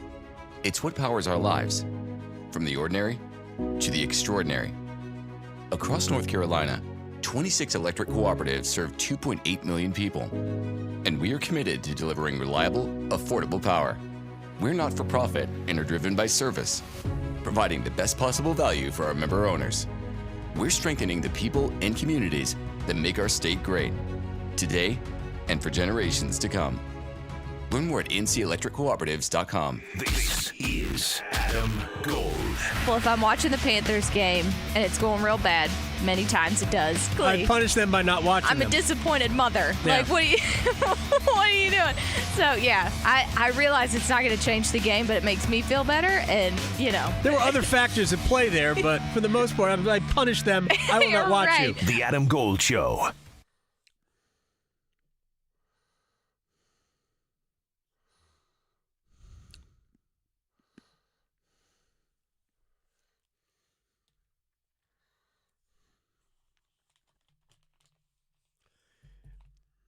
It's the Adam Gold Show. I am Adam Gold, Victoria, producing the program. Rory McIlroy tees off at 202. Scotty Scheffler goes at 224. Scheffler finished his first round at +2. McIlroy is at -1. His group with Ludwig Oberg also -1, and Tommy Fleetwood at even par. Will go off the front 9 today. They went off the back 9 yesterday. Wyndham Clark, your leader, at -7. All right. Are we ready to stretch and then place bets? Okay, so, like we've talked about, Father's Day is this Sunday. We have. I keep forgetting because it just doesn't feel like it should be late June. Totally already. get it. It's just very out of nowhere. We've also been doing a lot of hockey things. So, with Father's Day, they always like to compare this year to last year's Father's Day. Do they? And, yeah, this National Retail Federation. Okay. They keep track of these things on how much money people spend. So, Father's Day is expected to reach a new high this year at $27.9 billion with a B dollars. And the previous record was $24 billion, also with a B. Wow, we're spending like $4 billion more? Yeah. Is that just gas? Maybe. Who knows? Maybe it's people buying more Canes gear for their dads this season. Be. So Could be. Yeah, so that's a lot. Also, it says that 77% of people plan to celebrate it this year. Well, yeah, like I could see that. The dads need love too. I know they feel some type of way about Mother's Day overshadowing it, but got to represent the great dads. Also, people on average, just a person, not as a whole, but a single person is expected to spend about $226 on average. So do you feel like you're getting a $226 Father's Day gift on average? No. Yeah. And I shouldn't. I know. That's a lot. Literally should not. That's a lot. I say this out loud, and I'm not like trying to work an angle. No, I don't need anything, please. Yeah. Aileen asks me every year, "What do you want for Father's Day?" And my answer is, I don't know, nothing. Mm-hmm. I really don't get me anything. Yeah. Please. Well, you're good. Let me do my barn work. Yeah. And Sleep. yeah. All right. The most popular gifts that people are buying, all the standard stuff, not a mug. A tie. They're not saying, I'm sure you're right, Yeah. because you're a dad and you get these things. I don't get ties. What am I going to do with a tie? I literally have not worn a tie in 4 years. Yeah. They're saying cards, clothing. Yeah, whatever. Gift cards, which I feel like is an easy thing for anybody. And then personal care items. So deodorant. Interesting. Well, for a long time, there was that like razor company that was like geared towards like, oh, we'll send you men's razors every month or something. Harry's works. Yeah. Well, I just saw a commercial for body deodorant. Like, I understand that deodorant is for your Right. body, but it was like spray the whole body. Right. I'm like, whole body. yeah. Mm-hmm. People have issues. Yes, they do. They have a lot of issues. So there was another article I was reading about like what guys really just want for Father's Day, and it's along the same lines as what you were saying. Some of these responses were funny. They obvious to be able to spend the day with your family. What? That was That's a lie. There's no way that's just them being nice. No way they answered that. Yeah, but this one also has attached, but not to be expected to go out with their in-laws. That was in addition to that. I have no problem with my in-laws, but So, yeah. no, they don't want. Oh, I just want to spend the day with my family. No, you don't. This is more along the lines. One said, go to a baseball game, eat some hot dogs, have a couple cold beverages, and just stay away from screens for a while. They want to play golf with the guys and yeah, stay that in the was bar. on here too. That's I don't, but that's fine. That's on here. The other one, which I think everybody, whether it's a birthday, Mother's Day, Father's Day, whatever, just a day off. Yeah. Everyone wants Leave that. me alone. Exactly. That's all I need. Just leave me alone. Yes. Someone's response said, if my wife could just take the kids, leave at dawn, and not come back until bedtime, that'd be great. There you go. So that would be perfect, I'm sure. But you know what else would be perfect? That Yeah. sounds like a great day to make a great bet. Place your bets. Place your bets. Here we are. I bet you slice into the woods $100. Gambling is illegal at Bushwood, sir, and I never slide. Okay, you can owe me. I owe you nothing. You go first. Okay, well, I did mention UFC, and there is a UFC fight this weekend. Not at the White House, though. I think this might be in Vegas again. So now that the Stanley Cup is done, I'm going to pick between Carol Rosa versus Luna Santos. I'm going with Carol Rosa in this one. And I'm going to say by the points, which is plus 100. There's an MMA fighter named Carol. Mm-hmm. Anybody named Gladys? Right? Beatrice? Yeah. It just doesn't make sense to me. Mm-hmm. All right, let's start with the U.S. men's national team tonight. Look, I think they're going to beat Australia, but we're not even going to bet that. Halftime draw. I think it'll be 0-0 at half. And then parlayed with under 2.5 goals total. And that's plus 210.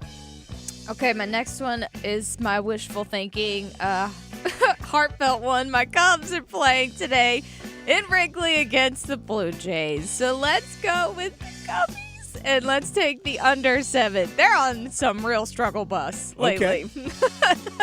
But we'll see. Brown's pitching, so under 7 plus 195. All right. By the way, just as an aside, I like a Scotland-Morocco draw today as well.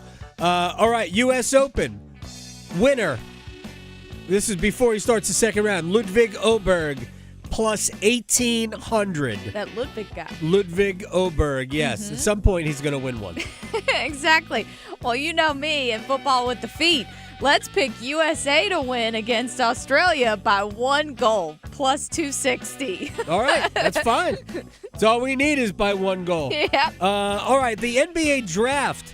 Tuesday is the first round of the draft, correct? So give me Yaxel Landenborg from Michigan to be a top 10 pick, and that is plus 270. That guy's too good a player to not go in the top 10. Plus 270. Questioning goalie interference calls since day one. The Adam Gold Show on the North Carolina Sports Network. Congratulations to the 2026 Stanley Cup champion, Carolina Hurricanes. Congratulations, Canes, from Surfside Iced Tea and Vodka, proud partner of the Stanley Cup champions. A bull riding contest. I'm signing up. You've never ridden a bull. No, but I won playing a new Bucks Loaded Edition scratch-off, and I'm on a roll. But they're loaded with $50, $100, and $200 prizes. Oh, I'm riding the Widowmaker. Go for the win with new Bucks Loaded Edition scratch-offs and digital instants from the North Carolina Education Lottery.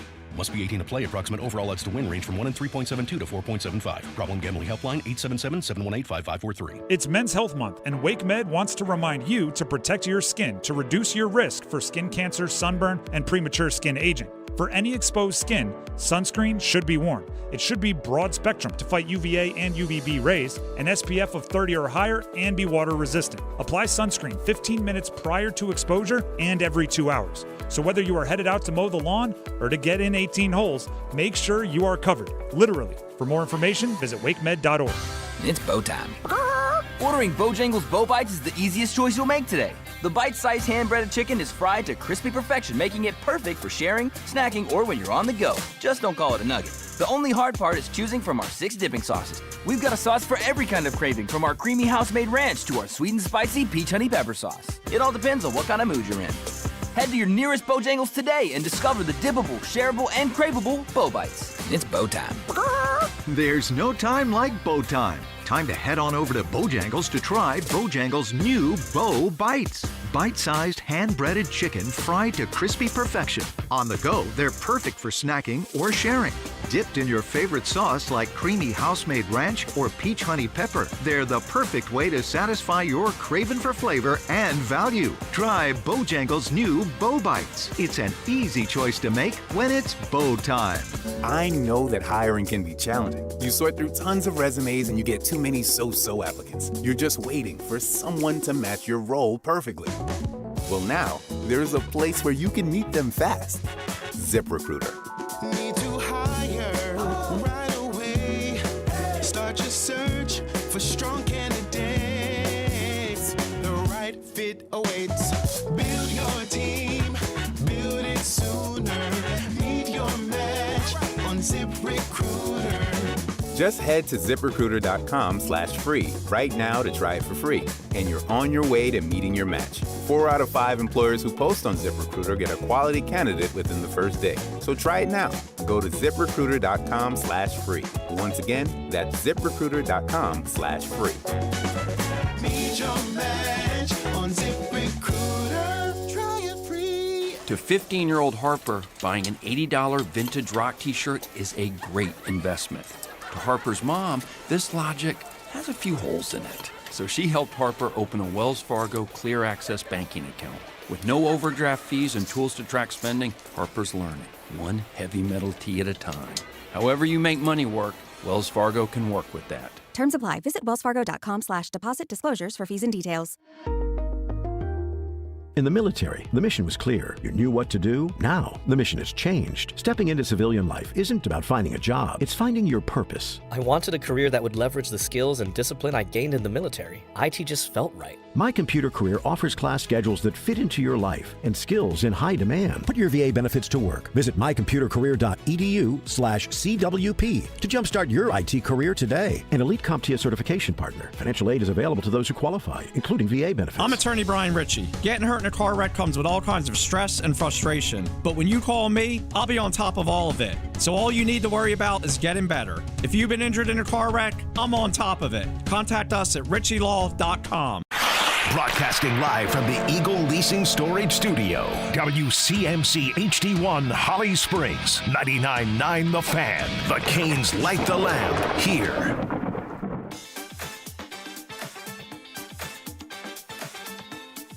Four-point lead, 7.5 to go. De'Aaron Fox across midcourt with 5. Left wing handoff to Wembanyama with 2. Takes a 3 that he misses too strong.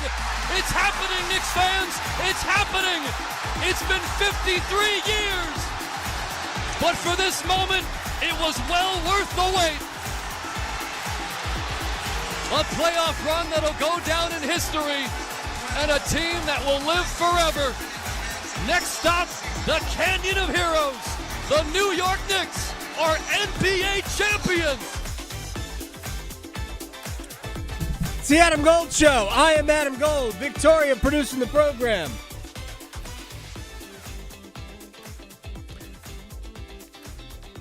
One more hour for the weekend. Tomorrow, the parade. Got my credential. We'll be on the air. I believe 10 o'clock we're on the air. I should probably know this now. You are. Yeah. I voiced it, so I know. That's how I know. So I really should know. By the way, we have the dignitaries that will be there. Yeah. You see? Have you seen the lineup? There's all kinds. Raleigh Police, Raleigh Fire Department, Yep. and Honor Guard. The Raleigh Police Department Motorcade, the Raleigh Fire Department Honor Guard, the NC State Power of the South Band and Dance. Oh. Community hockey groups. I guess there will be several of those. Carolina Hurricanes alumni. Throw things at, never mind. Kidding. Just kidding. Stormy and Carolina Hurricanes Entertainment. Just say Stormy. All right, yep. The Carolina Hurricanes Foundation. Good old Canadian boys. You know who that is, right? Mm-hmm. Really? The Jarvis crew? I know, right? That is awesome. That's amazing. That's so good. I hope those guys are they have like thousands of sponsors. I hope they do. Shane Willis and Hannah Yates, Mike Maniscalco and Trip Tracy. I'm assuming that the players would be following. Right. Players and coaches would be following. But that's very cool. Everybody is going to be involved, and we'll bring it to you on the radio starting at 10 o'clock. I think we do that. We take it right to the celebration when they get to the wherever the square is on Fayetteville Street, where they're going to Like get up on stage and I don't know how many people are going to speak, and then it's over. Everybody gets to go home. Yeah. So eventually. Yes, exactly. It should be a lot of people. I know they're closing down avenues into that area. So my advice, park, far away and walk. It's okay.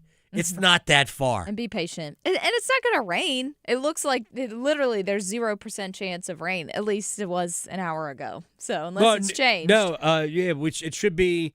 I don't know if it's going to be nice. I think it is going to be warm, but it's certainly not the heat of the day. It's not like at 4 o'clock. Yeah. So it's baking everybody to death. So should be pretty comfortable. I think at least during the parade time. And parades are generally early in the day anyway, right? Yeah. We like to walk in the middle of the street in the early part of the day. Right. It's better that way. Yeah. This is the only acceptable parade to me, by the way. Oh, yeah. Yeah, I don't know. I have no use for parades other than this. Oh, no, you're not like Macy's Day, Thanksgiving. No, I think it's Christmas. an excuse literally to jaywalk. Oh, okay. With big balloons. Yeah, and I don't like those either. And they used to throw candy. I don't know if they still do that, but do they? Yeah. Okay. Parades used to throw out candy, but that's also a safety hazard. To the parade, the paraders or the people on the side. Oh, okay, that's fine. Yeah. They're head on a swivel. Yeah. Right, yeah. Head up. All right. Let's do the wall of sound. The wall of sound is a function of this studio. There's no doubt about it. All right, let's get this done. I'm saying let's get this done to nobody in particular. Jacob Slavin, Spittin' Chicklets had them all on. I don't know who suggested Slavin for them, but that's fine. Jacob Slavin on Has It Hit You that you are a Stanley Cup champ? So have you been able to kind of even sit back yet and think about the fact you had one of the greatest years in hockey history, winning the gold medal and then the Stanley Cup? Like, I'm guessing with all the partying, not yet, but at some point, man, it's going to hit you what actually you accomplished and your teams. Like, it's just incredible. Yeah, no, it's something that's special. I mean, it's fully hit me yet, I'm not sure, but I was talking to Jarv about it. Me and Jarv woke up 8:30 this morning, got a few more holes in before we left, and we were just chatting about it. The gold medal is the first championship I've ever won. In any hockey level. I mean, maybe a couple state championships when I was 10, 12 years old, nothing like crazy, but actual meaningful championship ever. And so kind of started off on a high note there, and then to finish it off with the cup this year is just, that was unbelievable. Cup's a little bit better though, because you win a gold medal and then you're like, oh, I gotta get right back to work. Where now is you can kind of go on a little bit of a bender all summer. But I would imagine you're not too big of a boozer. Yeah, no, not a boozer at all. I took my first sip of champagne out of the mug in the locker room, and didn't taste too great. Yeah. But, what about gummies? No gummies for me either. Just high on the Holy Spirit. Love it. I'm sorry. He's high on the Holy Spirit. No, I love it. It's so Slavin. It's cute. I love Jacob Slavin. Yeah. I mean, I love that he is absolutely genuine. Yes. I am such a big fan. Bissonette's reaction to I took my first sip of champagne when Bissonette immediately went to, what about gummies? I know. I love Paul Bissonette too. I saw that yesterday, the day before, whatever it was. I died. Oh my God. I died when he said that. Paul. And did he expect Jacob to go, oh yeah, that's fine. Oh yeah, I do it every day. Yeah, gummies, that's the way to go. I'm on one right now. Wow. Oh boy, that was hysterical. And by the way, Slavin, champagne kind of sucks. Yeah. I mean, put some OJ in it, make a mimosa. That is the way to cover it. Yeah. Yeah. That is definitely it gives you an excuse to drink in the morning. Yeah, that's definitely the way to cover it. Yeah, but champagne pretty much sucks. What about gummies? I died. Absolutely died. All right, Rod went on with Rich Eisen. Rod Brindamore has been everywhere. Went on with Rich Eisen. Actually, it was before he was on with us on Wednesday. And going on with Rich, Eisen asked him about the goaltending decisions. A couple of things. Going into the playoffs, I had pretty much in my head thinking I'm going to use both guys because that's kind of how we did it all year. And to be really upfront, like Bussy was the number one. Just Freddie, with the experience and the pedigree, was kind of like, okay, we're going to start him and see where it goes. And he just ran the table for whatever many games it was. It just made it real easy to just keep going back to him. But we also knew, he got worn down, and that was obvious. And so then he got a little nicked up. So it was really an easy decision because I'm not going to put a guy in at this critical stage when he's not 100%. So and then you had a guy just waiting there that you knew you had a lot of faith in. So it was actually a very easy decision. It was about a 2-minute conversation with our goalie coach who runs the goalies. I mean, I asked him, where are we at? And he's like, I think he needs to get out. I said, okay, let's go to the other guy. It's that simple. And thankfully, Bus, even though he hadn't played in forever, just came in like lights out. 7 weeks. It was 7 weeks between starts for Brandon Bussey. That is unbelievable. And the way Rod explained it is exactly how we thought it was going to work, right? That going into the playoffs, we're going to need both. So they'll both play. And then Freddie got on a heater, and it would have been silly to not just let the heater roll. This is nothing against Brandon Bussey, but Freddie had a .950 save percentage through 2 rounds of the playoffs. That guy has to play every game. Yeah, even Bussey would say that. Like, yeah, keep him going. And I talked to Brandon in the middle of Freddie's run, and he came on with us actually on the show. He goes, "Yeah, no, Freddie's playing too well. I'm here to support him. He's the reason why we're here." All of that. But he wanted to play, but at some point, you just go, well, that guy needs to keep playing because we want to win a cup. And then, as we thought, kind of looked like Frederick Anderson was really kind of, as I use the phrase, I think his race is run. And Brandon Bussey was handed the baton, and he finished the lap. And what his stats for the 3 starts plus the 2 periods plus. Obviously, he was 3-1 in the playoffs. He won all 3 starts, which is what he does. He had a 160 save goals against average and a .931 save percentage.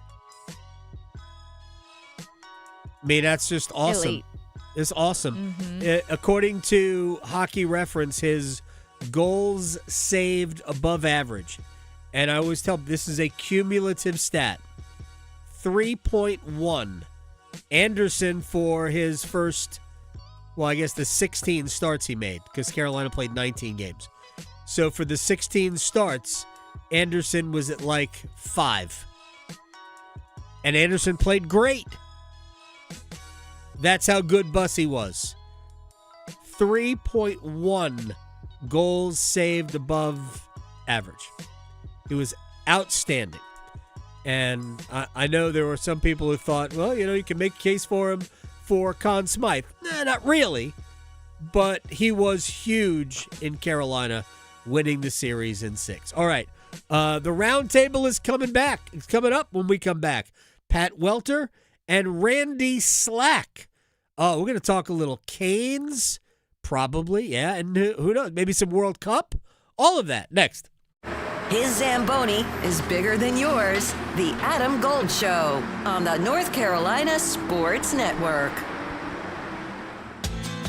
Golf's third major will be found on 99.9 The Fan. Listen all week long as we cover the U.S. Open from Shinnecock Hills. Find out if J.J. Spawn can recreate last year's magic or if a new champion emerges. Depend on us for constant leaderboard updates and every big moment through the presentation of the Champions Trophy. Coverage of the U.S. Open on 99.9 The Fan is teed up by Wilson Country Club, the premier private club of Eastern North Carolina. Congratulations to the Carolina Hurricanes, winners of the 2026 Stanley Cup. They fought hard all year and have reached the top. Great work on an incredible season. Brought to you by Smith Anderson Law Firm, where winning performance meets over a century of trusted counsel. We race to add space here at Eagle Leasing, formerly Containers for Less. Order your storage container at eagleleasing.com or call 1-800-GET-EAGLE and we'll have it delivered on site like that. I'm Mike Eagle, and you see us everywhere. We're Eagle Leasing. You hear that? That's the sound of Pepsi Zero Sugar, the better tasting, more refreshing zero sugar cola. Listen to that endless pour. If it sounds this good, just imagine how it tastes. So good. Pepsi Zero Sugar. Let your taste decide. Stop by Handy Hugo's for great deals on your favorite Pepsi products. Head to Handy Hugo's today. Wesley Financial Group is not a law firm, and Chuck McDowell definitely not an attorney. This is Chuck. If someone talked you into buying something really silly and you want to get out of that silly little thing, my advice, get the facts. Call me and I'll send you our timeshare exit kit absolutely free. Inside, you'll learn how timeshare works and all your options for cancellation. Call Wesley now for your free exit information kit. 800-791-0000. That's 800-791-0000. When sleep isn't working, everything feels harder. Your health, your patience, your focus, even your relationships. I'm Megan Giggling with Parkway Sleep Health Centers. Too often, people are told to wait months or even years just to talk to a sleep specialist. But untreated sleep problems don't wait. At Parkway, care begins within weeks with home sleep studies and fast, coordinated support so people can move forward instead of staying stuck. Better sleep changes everything. Parkway Sleep, your fastest path to better sleep. Start today at parkwaysleep.com. Sound sleep, sound health. Dauntless Transmissions has been the trusted transmission shop in Raleigh for more than 27 years. But why do they call it Dauntless Transmissions? Well, dauntless means showing fearlessness and determination. Now, the experts at Dauntless Transmission are dauntless when it comes to caring for your vehicle.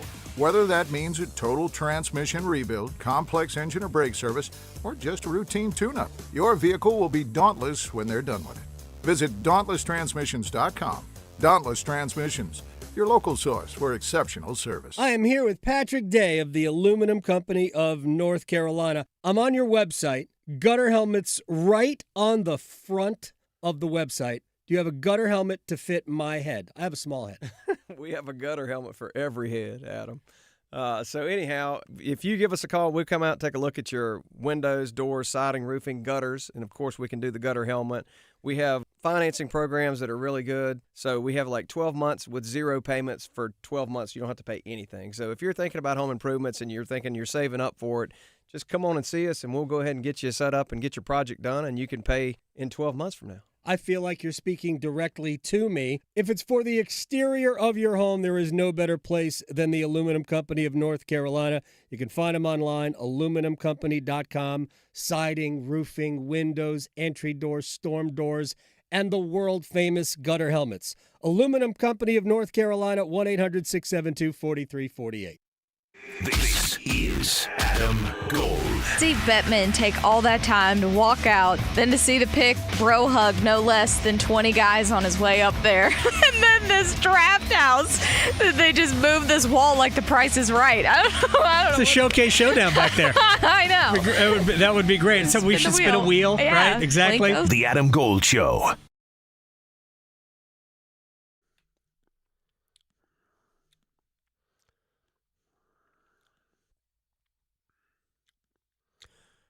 It's the Adam Gold Show. Oh, gosh. We closed on this. All right. Oh, no, we still got one more. Oh, we do? That's right. We have one more. Yeah. Oh, my gosh. All right. We have breaking news, Victoria. And this will come up in the roundtable. No Christian Pulisic today at all. Not even on the bench. He is unavailable today for the U.S. against Australia. Ricardo Pepi is starting in his place off the left. I'm not going to give you the rest of the lineup because I think those people probably don't care. I do. I care, but I don't think you do. But Ricardo Pepi is getting the start in place of Christian Pulisic, who is not even available today at all with that calf injury. And U.S. needs a result out of this one. And I think they'll get it. I think they'll get it regardless. But no Christian Pulisic. All right, are we ready for the roundtable? Camelot. It's only a model. Here we go. We got Pat Welter, WRAL TV 5, and Randy Slack, ESPN Wilmington. Favorites of mine. Thank you both. Oh, it's very nice. That was you, Randy, wasn't it? That was me, yes. Yeah, there you go. All right, let's dig right in. I just saw Pat out in Vegas. We're not sick of each other, although I don't want to speak for you. But I enjoyed seeing you out there. This whole run was fun. But I'm going to start with Randy Slack at rslack37 because he's a huge Andrei Svechnikov fan. I know you're a Canes guy, Randy. Give me your biggest memory of this Stanley Cup run. Maybe it's the end. Maybe it's someplace in the beginning. What is your biggest memory of this run? The biggest memory for me is just really that this team just kept going. I know it feels like to me, the biggest thing is what happened after game 1 against Montreal. We saw what this Canes team did and failed to do against Florida, against Boston, against Tampa, against all these teams. It felt like when they got to the Eastern Conference Final, did the game get too big for them? Game 1, it looked like it got too big for them, especially in that first period. Their turnaround in that second game led me to believe that when they faced another adversity like they did against Vegas in the Stanley Cup Final, that they were going to be able to turn it around, and it was going to be different this time. And by golly, it turned out to be different this time. And we just got a by golly from Randy Slack, which I'm sure he does not use. Jacob Slavin's making me say by golly. You know what I mean? I got to be clear. That was great when Paul Bissonette asked him if he ever had a gummy. Pat, give me the indelible memory from this run. Yeah, I mean, I think, my first instinct was game 2 versus Montreal. I think you could throw game 2 versus Vegas in an equal category as far as like the team answering the bell and rising to passing these tests that they had in cup runs past. But I think I got to go with Bussy coming in, which was the other turning point of the Vegas series. I know Anderson talks about he had a little bit of a knee issue. He obviously had his personal issues with Claude Lemieux and just generally being rode all the way through the cup final. Yes. And for Bussy to come in like that, the biggest moment of his life, and it's one thing to do it when you're just kind of thrown into the third period in overtime and a penalty shot versus Mitch Marner. Yeah. But then to have a few days to think about it, and then to have the national media descend upon you and your family and everybody becoming celebrities before our eyes in this just like Cinderella story, that was pretty magical, and he topped it with the ultimate performance in Game 6. I mean, honestly, I think coming in the way he played in the third period, because Carolina still wasn't good in the third period of Game 3. They scored 4 goals in that third period, but if you went back and you watched that period again, like those 3 goals came out of nowhere. It wasn't like they were pushing and pushing and pushing and it was inevitable. Those 3 goals, and they were all great goals, but they were all like, where did that come from? The fact that it happened in 39 seconds was mind-blowing, and all of a sudden, you're like, the game is viable, because you had half the period left. Because I think the first goal happened at like 7 minutes in, so that happened. There's so much left of the period, and it was not until Shea Theodore threw the puck over the glass that Carolina got the power play, had the extra attacker on, and finally forced the puck over the goal line with the tush-push. Running a tush-push play in hockey is, I think, borderline brilliant. All right, Pat Welter and Randy Slack here on the Roundtable on the Adam Gold Show. So nobody disagrees with Jordan Staal as the Conn Smythe winner, correct? I think it had to go to Staal. I mean, ultimately it was probably like the second line collective could have been, right. The other one. It was hard. They kind of split the vote, right? Taylor Hall scored in the last game, but Logan Stankoven was the one who had the most goals, but Jackson Blake, I believe, had the most points. Yes. So they each had their role, and so much of it was just the chemistry of the three of them lifting them all up. So Jordan Staal just made the most sense. Were his goals of the spectacular playmaking variety? No, a lot of them were right place, right time. But just for the story of the Carolina Hurricanes, it made a lot of sense for him to get it, and the fact that he had this out-of-body experience in the goal scoring in the Stanley Cup final just made it an easy pick. The goals that he scored helped to highlight everything else that he does. 68% in the faceoff circle. Randy, if it wasn't Jordan Staal, who would you have given it to?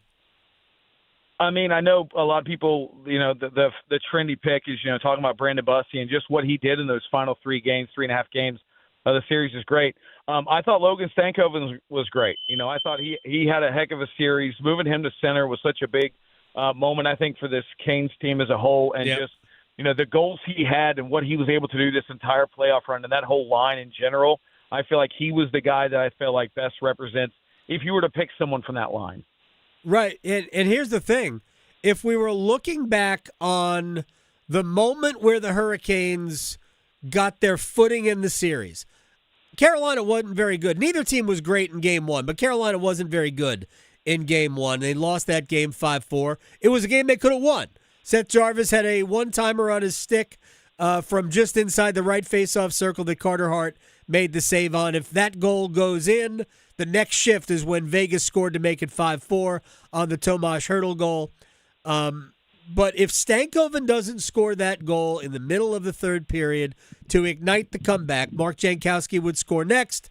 Of course, Vegas would, Carolina would take the lead on the Staal power play goal. Vegas would tie it, and then Jarvis would win it in overtime. But if Stankoven doesn't score that goal in a great individual play, who knows what happens? Maybe Carolina loses the first two games, and then it's even a more remarkable comeback, winning games 3 and 4 in Vegas and running the table in the series because they still would have won it in 6, I contend. But that was a huge, huge goal. Well, I know you, Randy, you probably laughed at me. Maybe Pat did too. But didn't you have – because I did. I had incredible confidence that I didn't care what the deficit was, that I really felt very calm that they were going to win this. Randy, did you ever feel that way? I didn't feel that way when I turned the game off, hand up, when it was 4-0 in Game 3. I was not confident in that game. But what I felt like and what we saw in that series, and Busty kind of exemplified it when he came in, but we saw it in the Montreal series too. Eventually, Carolina just breaks people. Eventually, they just wear you out. And that's what they did in 5 games against Montreal. And I think to your point, it's crazy to think that they could win 4 straight and win that in 6. But honestly, they just break people's will. That's what they did this series. That's what they did this entire playoff run. And, yeah, they were incredible this year. I mean, they really were. But I had such confidence that they were going to do it. Pat, anybody else that jumped out to you in this run that kind of put Carolina over the top? I mean, the reason they won is because everybody had their moment. I mean, we haven't mentioned Nikolai Ehlers, who has his just moments of brilliance at key times, and what his 2-goal performance in the Stanley Cup final comes ultimately in a loss. But his 2 goals in Game 2 versus Montreal, lit the spark, and it was like, wow, this team, to me, that was like the system now has the skill game. I mean, that's what so much of this was about, was everything they had built was then added to in the perfect ways with Ehlers and Keandre Miller. How many times did Miller all of a sudden would just dive to the net and create offense out of nowhere? More of that was in the Montreal series. So you could just kind of pick a guy and there's a story there, even down to the 4th line. Each of those guys having their moments. I mean, that Will Carrier play he makes to set up Mark Jankowski in that comeback was unbelievable, and it's little things like that, guys laying their body on the line. I remember like Shane Gostisbehere in game one, like breathing a little bit and then letting up the game winner only to create so much offense in game two. So it's awesome to see. You just go down the line, like every guy had their moment, and that's why they're parading the Stanley Cup around Raleigh. Yes, a dented Lord Stanley's Cup is being paraded around. Everybody who played, somewhere during the playoffs, everybody who played had a moment. Every single player. It is really one of the cool things about this. I did see a moment where Jordan Stahl said to Keandre Miller on the ice in Vegas after Game 6, "You pushed us over the top." And I thought the Keandre Miller show in the playoffs, it wasn't always awesome, but there was a lot of awesome.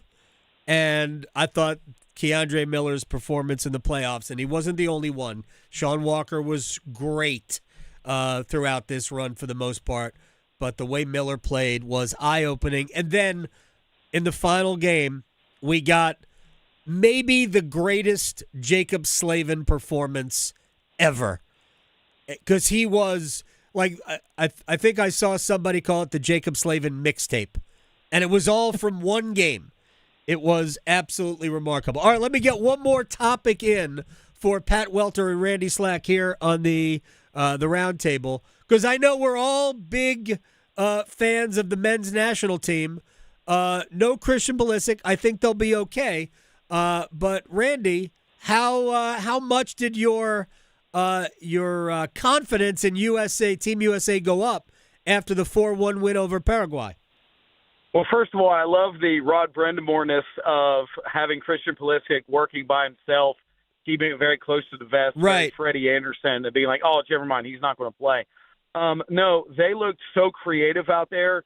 The Greg Berhalter team was so boring, and it felt like we were playing the Iowa football version of soccer.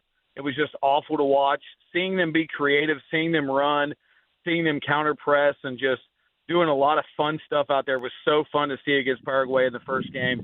I really like what they can do. Obviously, you're going to be down a little bit of skill not having Christian Pulisic out there, but I think they can win this one. But now I don't know. Like, is it going to be a 2-1 win? Maybe. I think we'll see. Obviously, if they get a win here, I think that's going to wrap this up for the pool play. Yes, if they win this, they will. I think they will win the group.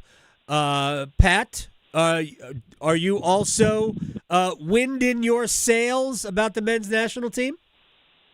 I mean, I'm cautiously optimistic. I mean, I feel like my whole life it's been the same conversation on repeat. It's been, this coach isn't the one. We need to find this one, and then it's just the same things all over again.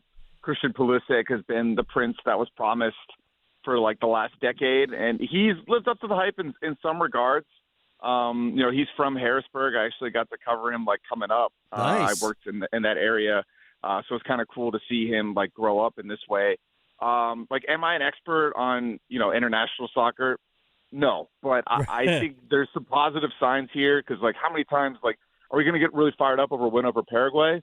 I don't think so. But there's been so many times where they just completely drop the ball against a lesser opponent and are in danger of not even qualifying, for various tournaments around the world. So just to check that box right off the bat, create some good vibes, get people on the train. And then now we've got a game coming up here in half an hour that I think a lot of us are going to tune into and get locked into here. Cause it's awesome to see the sports bars light up. I mean, I remember last time the women won, just how magical that was, and Carly Lloyd shooting from midfield and scoring a goal. Those are memories you kind of have forever. So I'm hopeful that we can get some of that with the men for the first time in a long time. Yeah, and look, it's not only that the U.S. beat Paraguay 4-1, but it's how, because they were expressive offensively. We didn't see that under Greg Berhalter. They were really trying to win games in a very defensive way, and that's okay.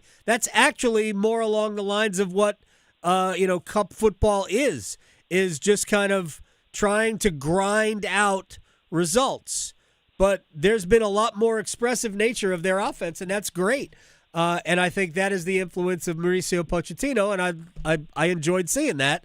I hope we see it some today, but they're going to be measured by what they do when they get to the knockout round, and we are a couple of games away from that. Pat Welter, WRAL TV5, and Randy Slack, ESPN Wilmington, victims for today's roundtable. Gentlemen, as always, it was fun. We will do it again. Thank you. I'm going to go get my parking place for the parade right now. Yes. I think is probably what I need to do. I think people should probably bring tents and sleep on the street.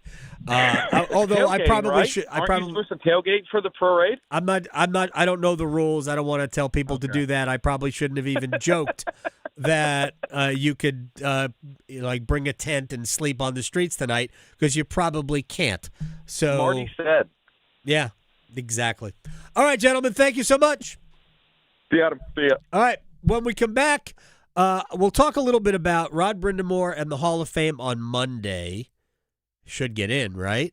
And also, there were a couple of hockey developments today that are worth bringing up. And we'll rewind next. Because your fantasy football team needs all the help it can get, the Adam Gold Show on the North Carolina Sports Network.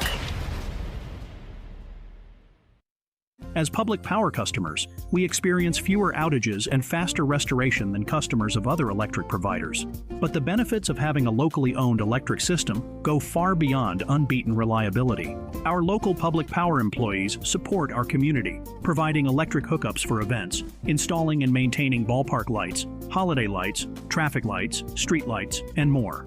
Local people working together to meet local needs. That's the value of public power. Learn more at electricities.com.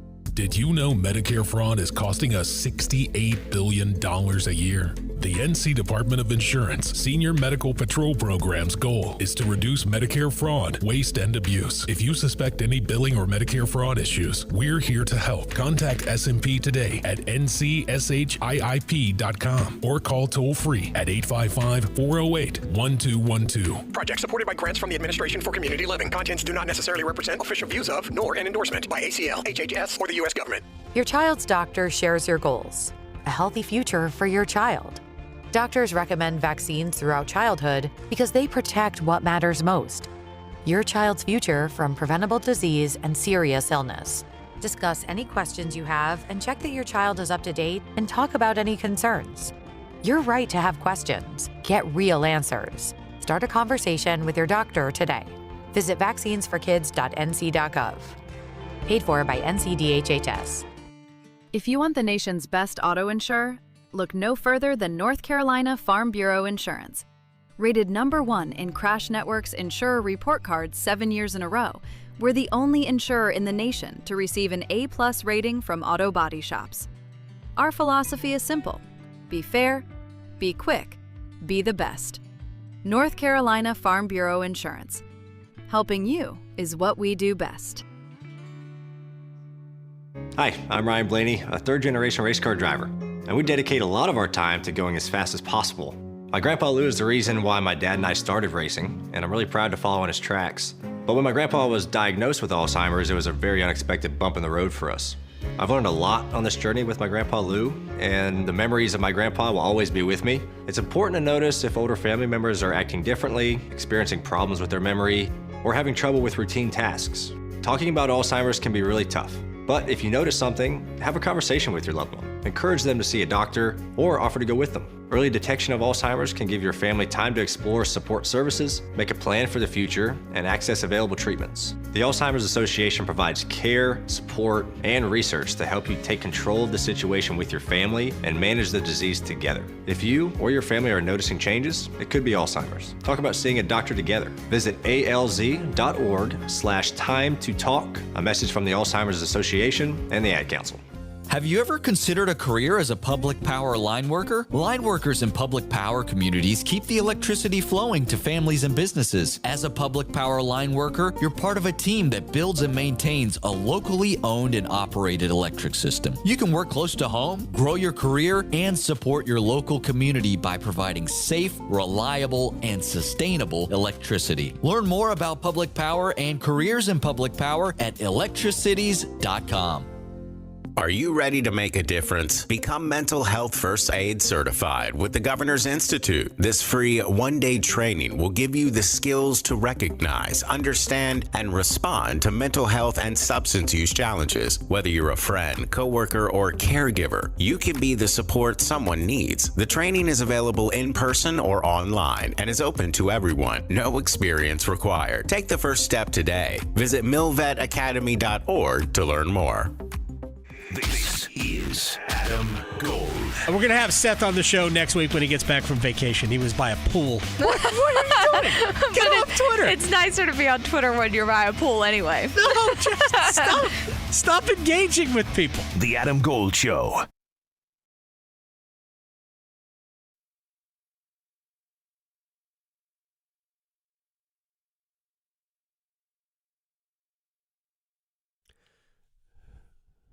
It's the Adam Gold Show. I'm Adam Gold. Victoria on the ones and twos. I feel like this was a good way to end it. Yeah. I recognize most of these songs you're playing. So right? they're not really, fully deep cuts, which is good. No. Real quick, let me give you a U.S. Open leaderboard update. Wyndham Clark, still your leader at 7 under. Matt Fitzpatrick, Xander Schauffele at 3. Fitzpatrick is done. He shot even par today. Schauffele is done 4 under today. Colin Morikawa 2 under. Harry Higgs 2 under. Max Grazerman is 2 under. Justin Thomas, Sam Stevens, Keegan Bradley, Rory McIlroy, Ludwig Oberg, Brian Harmon, and Ben James all at 1 under. Those guys are all playing right now. So there you go with the U.S. Open. We thought it was going to be super hard, and it kind of is. I still think that there aren't going to be many people under par when we get to the end of this, and I don't think 7 under is really a target. I think probably in the neighborhood of 3, maybe 4 under is probably where we're going to be when it's all said and done. At the very least, it's going to get dry out on Long Island, and that should make the course play a lot more difficult. On Monday, we're going to find out whether Rod Brindamore is a Hall of Famer. So every Hall of Fame kind of handles things differently. The Baseball Hall of Fame is the easiest to understand, where they send out ballots to the 400 and some odd voters, and there are different ways you become a voter. One is, I think, if you're in the Hall of Fame, you're a voter. And then there's the, 10 years a member of the Baseball Writers Association of America. You have to cover a team, things like that, or be a national broadcaster. But there are different ways you get to be a member of the voting block. And you have to get 75% of the vote to get in the normal way. There are other committees that, incorrectly put people in the hall, but they do that. But in terms of getting in through the normal ballot, you got to be mentioned on 75% of the ballots. And the ballots are sent out probably around this time for next year, and you get to vote until it's like mid-December, and then they announce the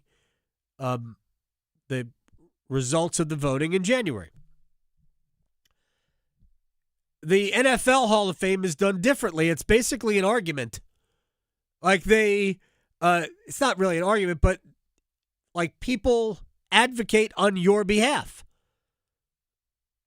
I think Torrey Holt needs better advocates, because Torrey Holt should be in the Pro Football Hall of Fame.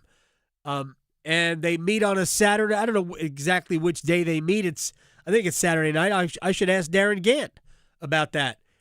He is one of those people who is locked into the Hall of Fame voting process for football. I don't know how basketball works, but hockey, there is a committee, and that committee decides.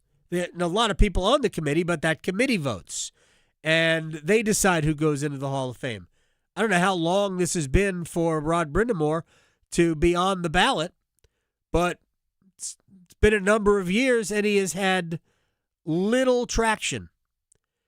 Now he's still on the ballot. Obviously, he's gotten enough support to stay on it, but he hasn't yet gotten in.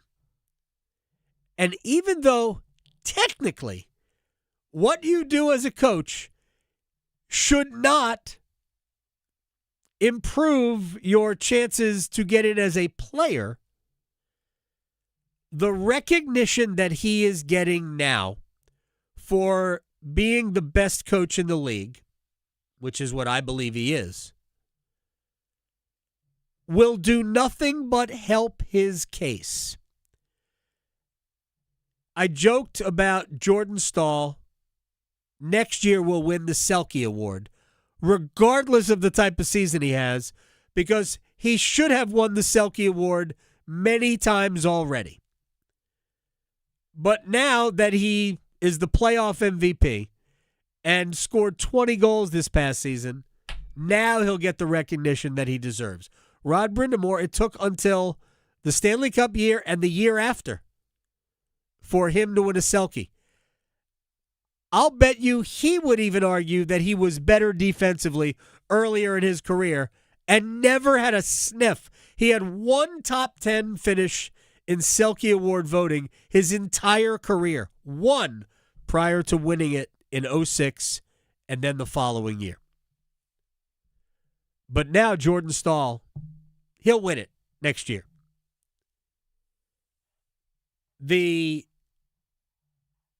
I do think that the recognition for, coaching your team to a Stanley Cup will open eyes for a bunch of people to consider just how great he was as a player. People think that Rod was just defense. That's not true.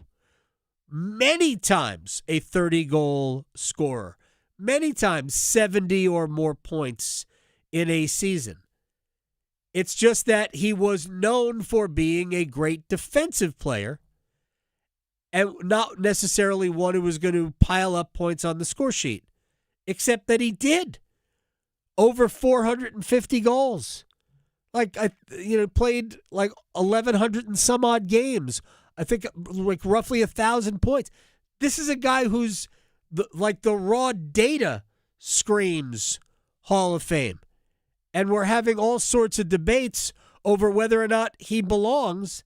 It is just absolutely silly that he's not in the Hall of Fame. 100% silly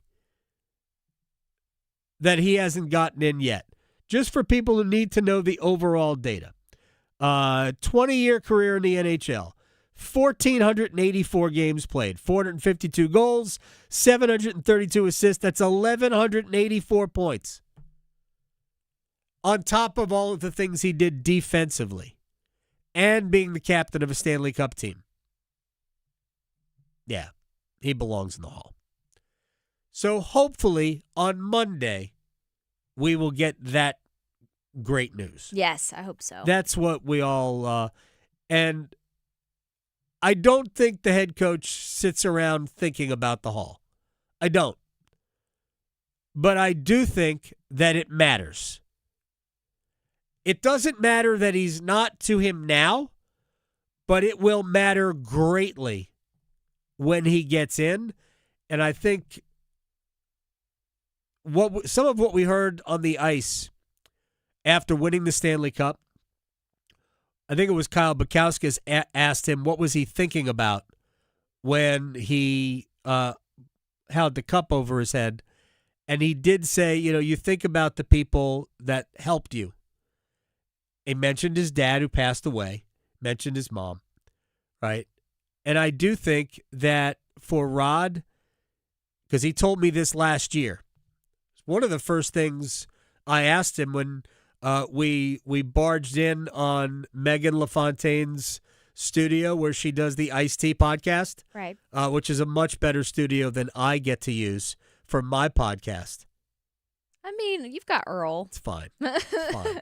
I do. We have, and the studio SIP has been completely revamped. I was going to say, you did some renovations, yes. apparently. Beautiful curtains, and there's ferns hanging. Whoa, you got ferns? We have ferns, too. Oh, Yeah. 2 ferns. It's legit. Oh, yeah, absolutely. You can't have a studio without ferns in it. Exactly. I do feel like Zach Galifianakis. Right. I'm between 2 ferns. Exactly. As I'm doing the podcast. Yeah. But I don't even remember what we were talking about. But when I asked Rod last year or in the summer, I asked, does it matter? And he said it's an opportunity in that setting. These people he knows that they understand how grateful he is for what they did for him or supported him while he was doing. He gets, because he tells them. But it's a different setting in which to highlight the people who helped make what you did, responsible. It is that setting that allows you to let the world know who's important, how it all happened. And I totally get it. So it's twofold. One, you should want to be, if you are of that quality as a player, and Rod was, you should want to be in the Hall of Fame. You should want that recognized. Doesn't mean that it has to happen, but you should want it. And it's not embarrassing. It's not selfish to want that. But he has handled not being in the Hall of Fame as well as anybody I know. He doesn't talk about it, doesn't campaign for it. He is like, whatever. If I'm not there, I'm not there. He just won a cup as a head coach. His record as a head coach is among the greatest ever. Like, no joke. I could see a John Madden run from Rod Brindamore. I think, if I'm not mistaken, John Madden was only an NFL coach for 10 years and got in the Hall. Like a Hall of Fame coach. That's incredible. 10 years. Rod Brindamore has been a head coach in the NHL for 8 years. He now has his cup. I think you could argue, and I don't know how much longer he's going to do this, there is an expiration date on Rod Brindamore as the head coach. We've talked about it. There is no question that the amount of effort and energy he puts in to this, that is not, it's not bottomless. So I don't know how much longer it is. You've heard me talk about what I believe, what his shelf life is as a coach and who it's tied to. I could be wrong there, by the way, but I don't think I am. But I do know this. It's not forever. And if I were Tom Dundon and Eric Tulsky, I would be thinking about who's next if the knock on the door comes and Rod decides I've done it all. I do think it will be after at least one more Stanley Cup, which will be next year. If for no other reason to just shut up the people, well, you didn't have to play the Panthers. So gross. It's annoying. So I'm going to defeat some of those arguments here real quick. Because we did hear why they didn't have to beat Florida. That excuse. We've heard that. To me, that's a weak argument. I mean, you didn't make the playoffs. Okay, I know. Sasha Barkov was hurt. Huge loss. My opinion, he's the best player in the league, Alexander Barkov. And Matthew Tkachuk missed a good chunk of time this year. And Brad Marchand missed a whole lot of time this year. And Seth Jones, yeah, they had injuries. No, yes, it happens. Jacob Slavin missed half the season this year. The Hurricanes had only one healthy NHL goalie at the start of the season. We didn't know what we had in Brandon Bussey. So in some ways, wow. Not even some ways, in a lot of ways. Big surprise. Right. But you rarely hear that argument. Well, you didn't have to play Florida last year. You rarely hear that argument when the other team wins. So Florida didn't have to play the best team out of the West every year. In fact, last year they played the 5th best team. Or I'm sorry, the 6th. Last year Edmonton was 6th in terms of points in the West. The year before they were 5th. So what are we talking about? Maybe Florida had it easy. Of course, we all know they didn't. But if we're going to play the game like that, well, how come Florida didn't have to play the best team? How come Florida didn't have to play? By the way, last year it was Vegas. How come they didn't have to play Vegas? How come they didn't have to play Winnipeg or Dallas? Right? How come they didn't have to do that? Or Colorado? Or the year before, Dallas was the best team. Winnipeg was right there. That's the point. We don't need to move the goalposts because of whatever, denial you are choosing to live in. This team was better than last year's team.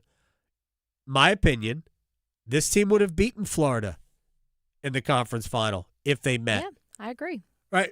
You agree? Yeah. And here's the thing. People can disagree, and that's fair. But you can't tell me I'm wrong. Nope.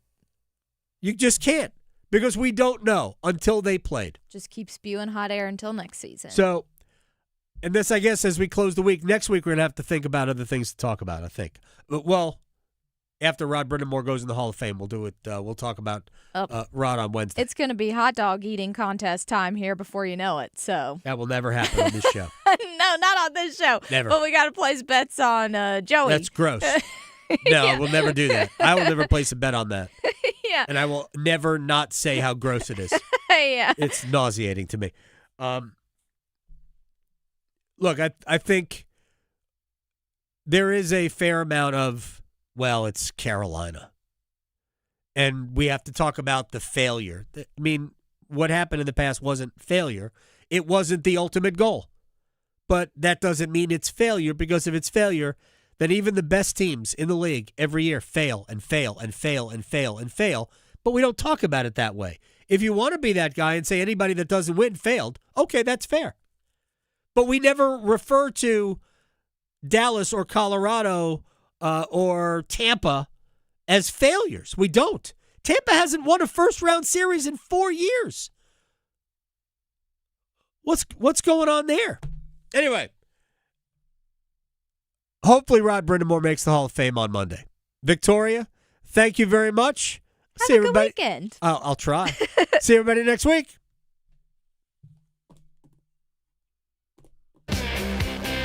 Still arguing whether hockey or golf has the tougher dress code? The Adam Gold Show on the North Carolina Sports Network. All the corner kicks, all the heart-stopping action, and all the soccer. Listen to 99.9 The Fan and Buzz Sports through July 19th as we bring you full coverage of soccer's biggest event. We'll have match updates, results, and news right through the championship and the awarding of the Golden Trophy. Our coverage of soccer's biggest event is presented by North Carolina Courage and Wake Orthopedics, your winning team for orthopedic care. A reminder during Men's Health Month, heart disease remains the leading cause of death for men in the United States, and high blood pressure can develop silently for years. In North Carolina alone, around 37% of adults report having high blood pressure. Here's a hot tip from Kraft Body Scan. Small